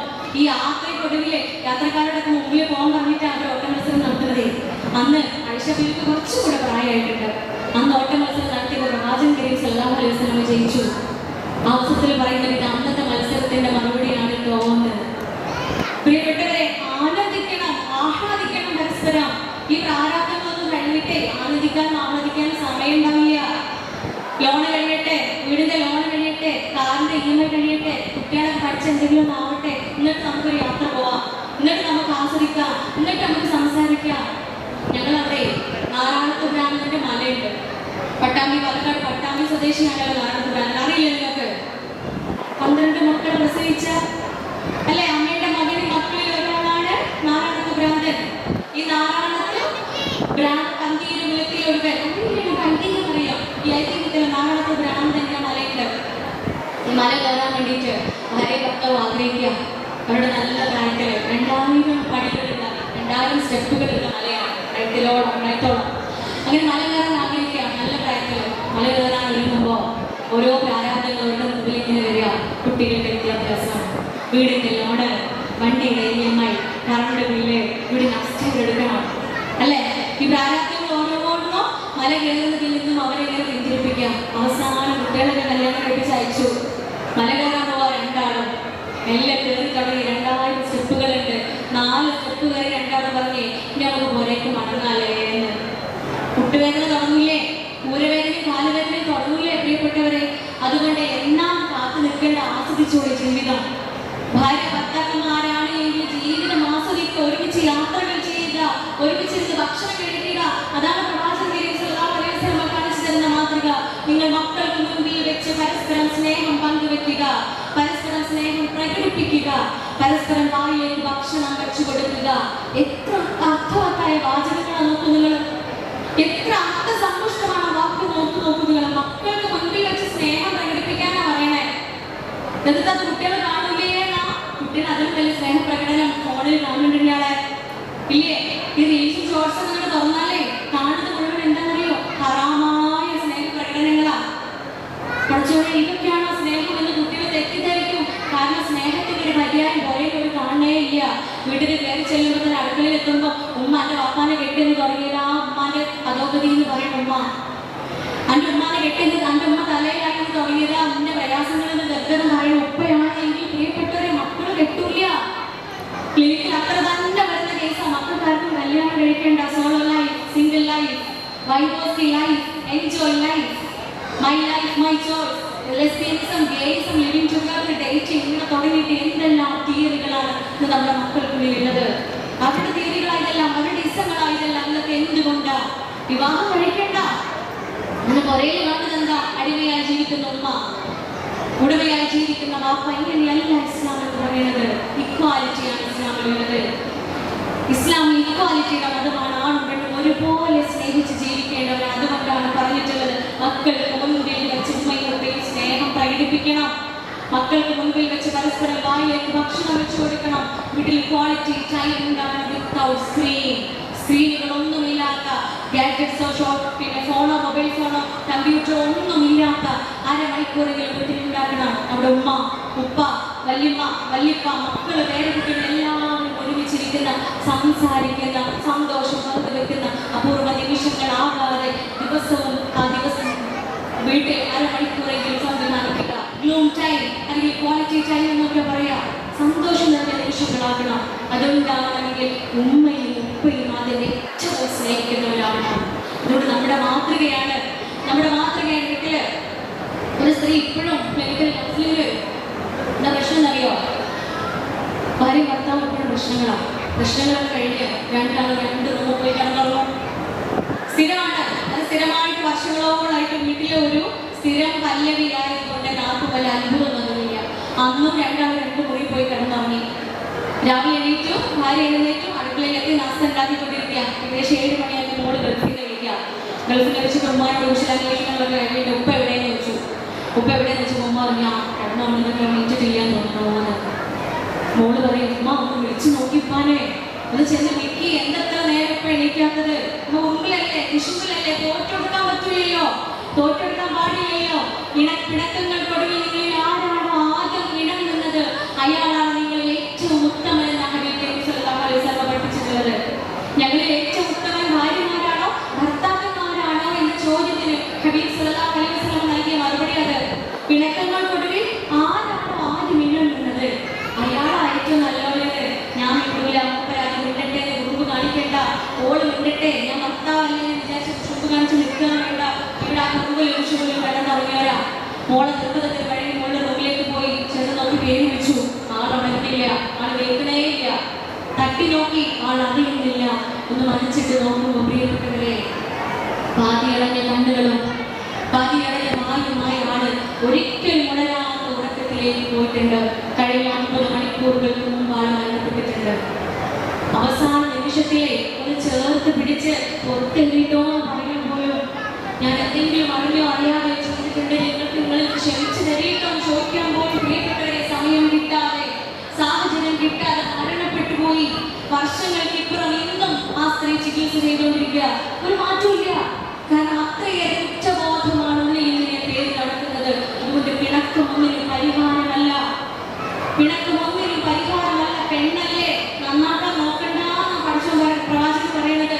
അവിടെ സൃഷ്ടിച്ചിട്ടുള്ളത് ഭാര്യയിൽ നിന്നാ, വളഞ്ഞ ഭാര്യയിൽ നിന്നുമാണ് അവിടെ സൃഷ്ടിച്ചിട്ടുള്ളത് എങ്കിൽ ഭാര്യയിൽ നിവർത്താൻ നോക്കിയാൽ അത് പൊട്ടിപ്പോകും. അതുപോലെ അവൾ പൊട്ടിപ്പോകും. അതുപോലെ അവളിലെ നന്മകളിലേക്ക് നോക്കിക്കൊണ്ട് സംതൃപ്തി അടയുക എന്ന് പറയുമ്പോൾ എങ്ങനെയാ പണക്കുണ്ടാവുക? രാത്രി കിടന്നുറങ്ങുന്നതിന് മുമ്പ് എങ്ങനെ 2 റൂമിൽ പോയി കിടന്നുറങ്ങുന്ന പണക്കം മാറ്റിയില്ലേ? മാറ്റി കഴിഞ്ഞ കിടന്നുറങ്ങാൻ രാത്രി ഉണരുമോ അറിയില്ല. പ്രിയപ്പെട്ടവരെ, ദിവസത്തെയും ക്ലിനിക്കിലെ അനുഭവങ്ങൾക്ക് വിരാമമിട്ടൊരു ദിവസം ഉണ്ടായിരുന്നു. ആ ദിവസത്തെ അനുഭവം കൂടെ പറഞ്ഞു വെച്ചുകൊണ്ട് ഈ ബാധ്യതയിൽ നിന്നും അടുത്ത ബാധ്യതയിലേക്ക് പോകാനുണ്ടാ. മടുത്തോ? എന്തെങ്കിലും പറഞ്ഞാൽ 60, 70 ഓക്കല്ലേ? നിർത്തണോ? എപ്പോഴും പോകും. എന്നതുകൂടെ പറയാല്ലേ, ഭയങ്കര സന്തോഷമുള്ള ദിവസമാണ്. കാരണം എനിക്ക് രാവിലെ വൈകുന്നേരം ആകുമ്പോഴത്തേക്ക് 10-12 കേസുകളൊക്കെ ഈ പ്രയാസങ്ങൾ മാത്രമല്ല കേൾക്കുക. ഇതൊക്കെ കൂടെ ഉള്ളിൽ കിടന്ന് നീറും. അപ്പൊ പോകുന്ന ഡ്രൈവ് ചെയ്യുന്ന അവസരത്തിൽ ഒന്നെങ്കിൽ നൗഷാദൊക്കെ ഫ്രീ ആണെങ്കിൽ നൗഷാദിക്കാനെ വിളിക്കും, ഉമ്മ ഫ്രീ ആണെങ്കിൽ ഉമ്മനെ വിളിക്കും. ഈ 2 മനുഷ്യന്മാരെ എന്റെ കുടുംബസാരിലൂടെ എന്റെ ബെസ്റ്റ് ഫ്രണ്ട്സ് ഇവിടെയാണ് എല്ലാം ഇറക്കി വെക്കുക മുമ്പിൽ. അങ്ങനെ ഇവരോട് സംസാരിച്ചത് തീർത്തിട്ടേ വെളിയിലെത്തുള്ളൂ. ആ ദിവസം ഞാൻ ആരും വിളിച്ചില്ല. ഈ അനുഭവം മാത്രം ആലോചിച്ച് സന്തോഷിച്ച് ഞാൻ എന്റെ പുറയിലെത്തി. എന്താണെന്നറിയോ? ഞാൻ ഇവിടെ ഉണ്ടല്ലോ അല്ലെ, ക്ലിനിക്കിൽ കൗൺസിലിംഗ് പടരുക. പ്രായമായൊരു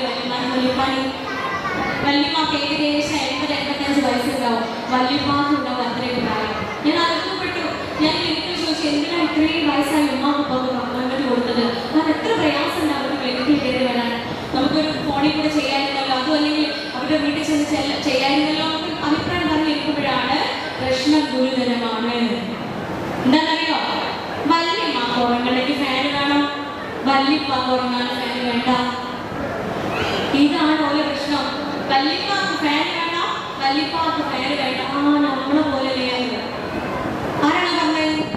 നമ്മളെ പോലെ.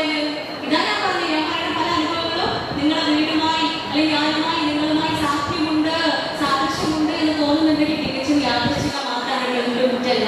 അപ്പൊ പ്രിയപ്പെട്ടവരെ, ഈ വല്യപ്പാക്ക് ഫാൻ വേണ്ട, വല്യപ്പാക്ക് ഫാൻ വേണ്ട. പക്ഷേ പരിഹാരം നിസ്സാരമില്ലേ? മൂത്ത കുട്ടി പറഞ്ഞു, സിമ്പിൾ അല്ലേ, ബാപ്പൊരു റൂമിൽ കിടന്നോട്ടെ, എന്നൊരു റൂമിൽ കിടന്നോട്ടെ, ഉമ്മാക്ക് ഫാൻ ഇട്ട് കൊടുക്കാം, ബാപ്പ ഫാൻ ഇല്ലാണ്ട് ഉറങ്ങിക്കോട്ടെ, ഉമ്മ AC-യോ ഫാനോ എല്ലാം വെച്ചിട്ടോട്ടെ. പക്ഷെ പ്രശ്നം അതല്ല. ഉമ്മയും ബാപ്പയും 2 റൂം കിടക്കൂല, അല്ലെങ്കിൽ വല്യപ്പി 2 റൂം കിടക്കൂലെന്ന്.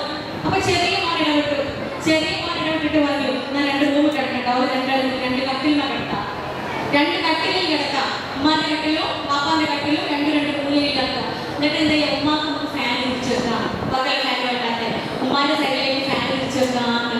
പ്രശ്നം അവിടെ സോൾവ് ആയില്ലോ. കാരണം എന്താ? ഉമ്മയും ബാപ്പയും 2 കട്ടിലുകളിൽ കിടക്കൂല, ഒരു 2 കട്ടിലുകളിൽ കിടക്കൂലല്ലോ. അപ്പൊ ചെറിയ പേരക്കുട്ടി ഇടപെട്ട് പറഞ്ഞേ, ആയിക്കോട്ടെ വല്യമ്മ വല്യപ്പ, നിങ്ങൾ 2 റൂമിലും കിടക്കണ്ട, 2 കട്ടിലുകളിലും കിടക്കണ്ട, നിങ്ങൾക്ക് രണ്ടാമത് കുറച്ച് നീങ്ങി കിടക്കാൻ പറ്റുമോന്ന്. പക്ഷെ നീങ്ങി കിടന്നാൽ മതി. ഉമ്മ ഒരു മൂലയിലേക്കും ഉപ്പ ഒരു മൂലയിലേക്ക് നീങ്ങി കിടന്നാൽ ഉമ്മയ്ക്ക് നേരെ നമുക്ക് ഫാൻ തിരിച്ചു വെക്കാം, ഉപ്പാന്റെ നേരെ ഫാൻ തിരിച്ചു വെക്കണ്ട. ക്ലിനിക്ക് കൊണ്ടുവരാൻ കാരണം എന്താണെന്നറിയോ? ഓരോ നീങ്ങി കിടക്കുള്ളൂ, ഒരു 2 പേരും നീങ്ങി കിടക്കാനും തയ്യാറല്ല. അത്രയും സ്നേഹമാണ് പ്രിയപ്പെട്ടവരെ. കാലം കഴിയുന്നതോടെ ഇതിന്റെ വീര്യം കൂടാ വേണ്ടത്. പല വീട്ടിലും നമ്മൾ കാണുന്നത് എന്താ? യാതൊരു പരിചയമില്ലാത്ത 2 മനുഷ്യന്മാരല്ലേ. പിന്നെ എങ്ങനെയാ മക്കള് എന്തിനാ ഡോക്ടറെ വേലിമ കിടക്കുന്ന പാമ്പിനെടുത്ത് തലയിൽ ഇടുന്നതെന്ന് ചോദിക്കാണ്ടിരിക്കോ? മക്കൾ ആഗ്രഹിക്കണം, എന്റെ ഉമ്മ എന്റെ ഉപ്പയെ സ്നേഹിക്കുന്നത് പോലെ, എന്റെ ഉമ്മ എന്റെ ഉപ്പയെ ബഹുമാനിക്കുകയും ആദരിക്കുകയും ഉപ്പായെ പരിഗണിക്കുകയും ചെയ്യുന്നത് പോലെ, എന്റെ ഉമ്മ എന്റെ ഉപ്പയുടെ വീട്ടുകാരെ ബഹുമാനിക്കുകയും സ്നേഹിക്കുകയും ചെയ്യുന്നത് പോലെ സ്നേഹിക്കുന്ന ഒരു ഭാര്യയെ എനിക്ക് കിട്ടണമെന്നുള്ള ആൺകുട്ടികൾ ആഗ്രഹിക്കണമെങ്കിൽ, എന്റെ ഉപ്പ എന്റെ ഉമ്മയെ സ്നേഹിക്കുന്നത് പോലെ, എന്റെ ഉപ്പ എന്റെ ഉമ്മയെ ബഹുമാനിക്കുകയും ആദരിക്കുകയും പരിപാലിക്കുകയും ചെയ്യുന്നത് പോലെ, എന്റെ ഉമ്മയുടെ വീട്ടുകാരെ അംഗീകരിക്കുകയും ബഹുമാനിക്കുകയും ചെയ്യുന്നത് പോലെ ബഹുമാനിക്കുന്ന സ്നേഹിക്കുന്ന ഒരു ഭർത്താവിനെ എനിക്ക് കിട്ടണമെന്ന് നമ്മുടെ പെൺകുട്ടികളും ആഗ്രഹിക്കണമെങ്കിൽ ഒരേ തന്നെ ഉണ്ടാക്കി കൊടുക്കണം. റീൽസിലും ഷോർട്സിലും കണ്ടിട്ട് കാര്യമില്ല പ്രിയപ്പെട്ടവരെ. അതൊക്കെ സ്റ്റാറ്റസ് ആക്കാൻ മാത്രമേ പറ്റുള്ളൂ. ഒരെണ്ണുള്ളിൽ കയറുമ്പോഴേ റിയൽ ലൈഫിൽ അത് കാണിച്ചു കൊടുക്കണം. അപ്പോഴേ മക്കൾ ഇത്തരം ദിവസങ്ങളിലേക്ക് പോകാൻ നിൽക്കുള്ളൂ. നിങ്ങൾക്കറിയോ, ഏറ്റവും മികച്ച ഉമ്മയും ബാപ്പയും മകളും കൂടി എന്റെ ബാധ്യതയാ, നമ്മുടെ ബാധ്യതയാ. പഠിച്ചെന്നാണ് ചോദിക്കൂ. ഭാര്യയും ഭർത്താവായി നിന്നിട്ട് കാര്യമില്ല, നല്ല മരുമോനുമായി നിന്നിട്ട് കാര്യമില്ല, നല്ല ഉമ്മയും ഉപ്പയും കൂടി ആയിത്തീരേണ്ടതുണ്ട്. ഈ കാലഘട്ടത്തിൽ, റോബോട്ടിക്സ് യുഗത്തില്, ഈ ആർട്ടിഫിഷ്യൽ ഇന്റലിജൻസിന്റെയും മെറ്റാവേഴ്സിന്റെയും കാലഘട്ടത്തില് സിന്തറ്റിക് ആയിട്ടുള്ള നോൺ സിന്തറ്റിക് ആയിട്ടുള്ള ന്യൂറോ ടോക്സിസിറ്റി നിറക്കുന്ന ഡ്രഗ്സ് അവൈലബിൾ ആയിട്ടുള്ള കാര്യങ്ങൾ സുലഭമായി ലഭിക്കുന്ന ഈ കാലഘട്ടത്തിൽ പാരന്റിംഗ് ഈസ് വെരി ഇമ്പോർട്ടൻറ്റ്. അത്രയും മനോഹരമായ രക്ഷാകർത്തൃത്വം നമ്മൾ മക്കൾക്ക് കൊടുക്കണം. 0 ഏജ് മുതൽ മക്കൾ ഉണ്ടാവും. ഒരു കുഞ്ഞിന് വേണ്ടി ശ്രമം നടക്കുന്ന സമയം മുതൽ പ്രാർത്ഥന പഠിപ്പിച്ച മതമാണ് ഇസ്ലാം. അവിടെ മുതൽ തുടങ്ങണം. എന്റെ കുഞ്ഞിന്റെ പാരന്റിങ് തുടങ്ങാണ്.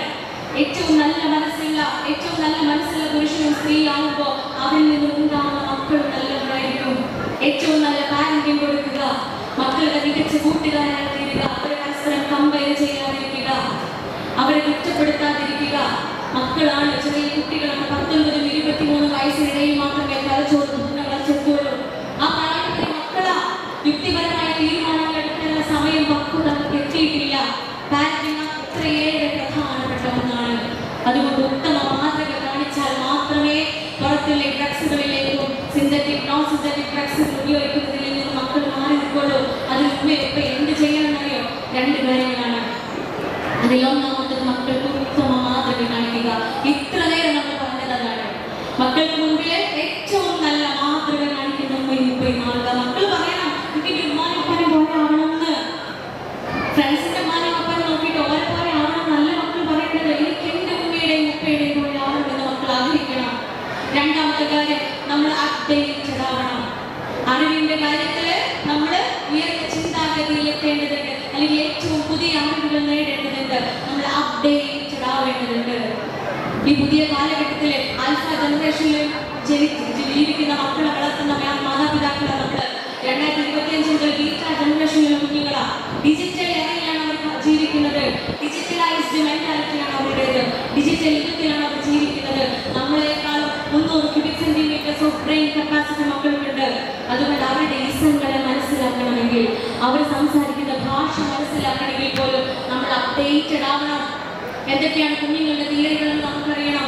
എന്താണ് ഹോമോസെക്ഷുവാലിറ്റി, എന്താണ് ബൈസെക്ഷുവാലിറ്റി, എന്താണ് സിഗ്മ, എന്താണ് ലിവിംഗ് ടുഗദർ, എന്താണ് ഡേറ്റിംഗ്, എന്താണ് LGBTQ, എന്താണ് ഹോമോസെക്ഷുവാലിറ്റി. ഇത്തരത്തിലുള്ള ഒരുപാട് വാക്കുകളുണ്ട്, ഒരുപാട് ടെർമിനോളജീസ് ഉണ്ട്. പക്ഷെ തെറ്റാതെ പ്രൊനൗൺസ് ചെയ്യണമെങ്കിൽ പോലും നമുക്ക് 15 പ്രാവശ്യം ഇമ്പോസിഷൻ എഴുതി വരും.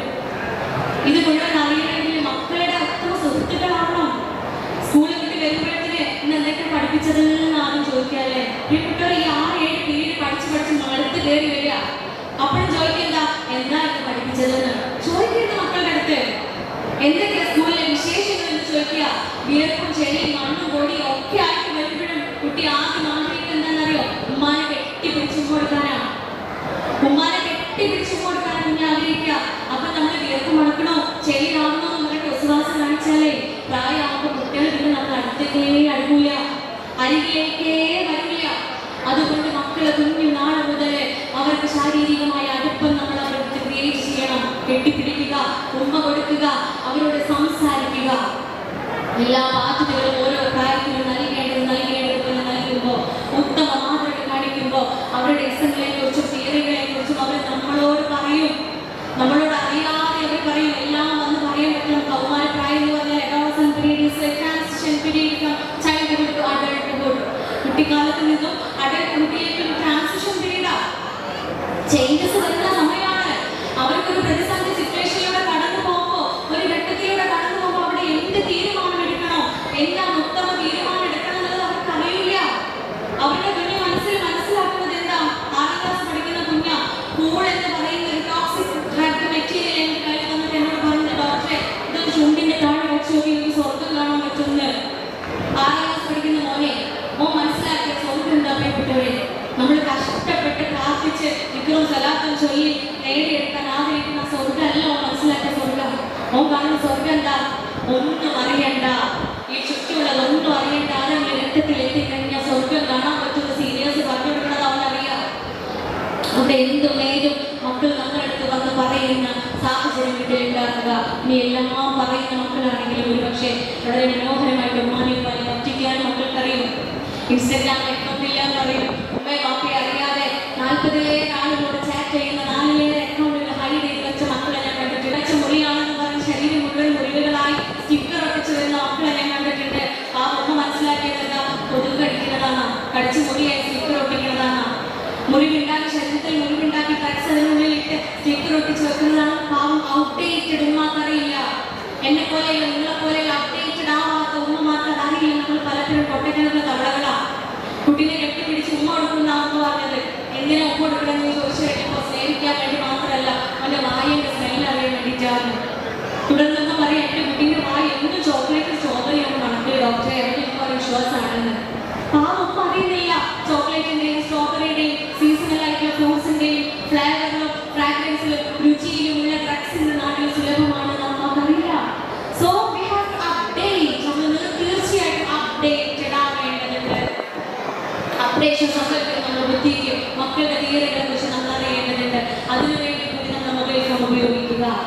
മൊബൈൽ ഫോൺ അടുത്ത ഒരു 4-5 വർഷങ്ങൾ കൊണ്ട് ഉണ്ടാകാൻ പോകുന്ന അതിവിപത്തായ ഒരു സംഭവമായിരിക്കും. സ്ക്രീൻ ടൈം 0 മുതൽ 2 ഇയേഴ്സ് വരെ 2 വയസ്സ് വരെയുള്ള കുഞ്ഞുങ്ങൾക്ക് 0 ആണ് സ്ക്രീൻ ടൈം. മൊബൈൽ ഫോൺ കൊടുക്കുകയേ ചെയ്യരുത്. 2 വയസ്സ് വരെയുള്ള കുഞ്ഞുങ്ങൾക്ക് ഒരു കാരണവശാലും മൊബൈൽ ഫോൺ കൊടുക്കരുത്. പലതരത്തിലുള്ള കമ്മ്യൂണിക്കേഷൻസും മക്കൾക്ക് ഉണ്ടാവും. അവർ എന്തും വന്നോട്ടെ, ഭക്ഷണം കഴിക്കേണ്ട, ഫുഡ് കഴിക്കേണ്ട, വിശക്കുമ്പോൾ കഴിച്ചോളും, പക്ഷെ സ്ക്രീൻ ടൈം കൊടുക്കരുത്. 2 വയസ്സ് മുതൽ 6 വയസ്സ് വരെയുള്ള കുഞ്ഞിന് 1 മണിക്കൂറാണ് മാക്സിമം സ്ക്രീൻ ടൈം. 6 വയസ്സ് മുതൽ 12 വയസ്സ് വരെയുള്ള കുഞ്ഞിന് 2 മണിക്കൂറാണ് മാക്സിമം സ്ക്രീൻ ടൈം.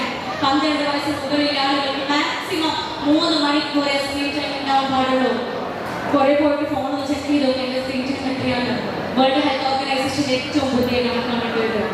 ഇത് കൂടുതൽ സ്ക്രീൻ ടൈം പാടില്ല. ഈ സ്ക്രീനിൽ മക്കൾ കാണുന്നത് എന്താ, ചേക്കേണ്ടത് ആരോടാ, അതൊക്കെ നമ്മൾ ശ്രദ്ധിക്കണം. കാരണം ഡോപാമൈൻ ക്രഷ് എന്ന് പറയുന്ന പ്രോസസ്സ് അഭിനന്ദിക്കപ്പെടുമ്പോ, പ്രോത്സാഹിപ്പിക്കപ്പെടുമ്പോ, നല്ല കുട്ടി എന്ന് പറയിപ്പിക്കപ്പെടുമ്പോ, അല്ലെങ്കിൽ നല്ല കാര്യങ്ങൾ ചെയ്യുമ്പോൾ അവർ അംഗീകരിക്കപ്പെടുമ്പോൾ ഉണ്ടാകുന്ന ഹാപ്പി ഹോർമോണാണ്, സാറ്റിസ്ഫാക്ടറി ഹോർമോൺ ഡോപാമൈൻ.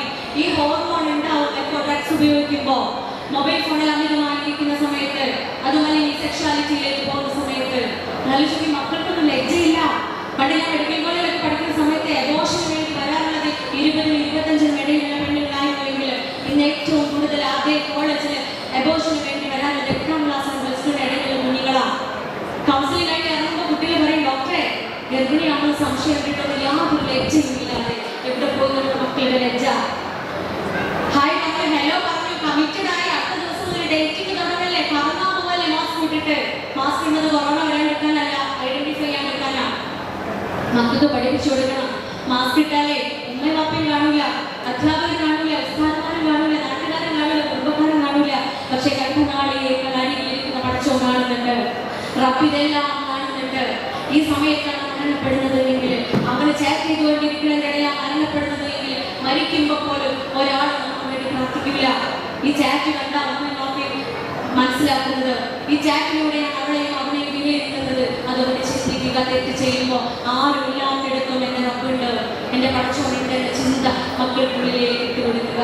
ഏറ്റവും ധാർമ്മികമായ ജീവിതം നമ്മുടെ ജീവിതത്തിലൂടെ മക്കൾക്ക് കാണിച്ചു കൊടുക്കുക. പ്രിയപ്പെട്ടവരെ, കൺകുളിർമയാണ് പ്രിയപ്പെട്ട മക്കൾ, കൺകുളിർമയാണ്. നമ്മുടെ വാപ്പ പാടിയ പോലെ, കാണാൻ പറ്റാത്ത കനകത്തിൻ മണിമുത്തേ, കരളിന്റെ കൂട്ടിലെ കുഞ്ഞിത്തത്തേ, കൽപ്പിച്ചു റബ്ബിനിക്കേ മലമുത്തേ, കൽവിന്റെ കണ്ണീരങ്ങുറങ്ങ്, കാണാൻ പറ്റാത്ത ഈ കനകത്തിൻ മുത്തുകൾ എന്നും കൺകുളിർമയിലേക്ക് മാറാൻ കുറത്തമൈനാണ് നമ്മളെന്ന് പ്രാർത്ഥിക്കുന്നത്.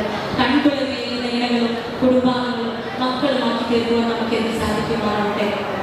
നിങ്ങളുടെ ഈ കൂട്ടായ്മ, ഈ കൂട്ടുകെട്ട്, ഈ ഒരുമ, ഈ സന്തോഷം, ഈ കാരുണ്യവും താങ്ങും തണലുമായി നിൽക്കുന്ന ഈ മനോഭാവവും പഠിച്ചവൻ എന്തും നിലനിർത്തുമാറാവട്ടെ.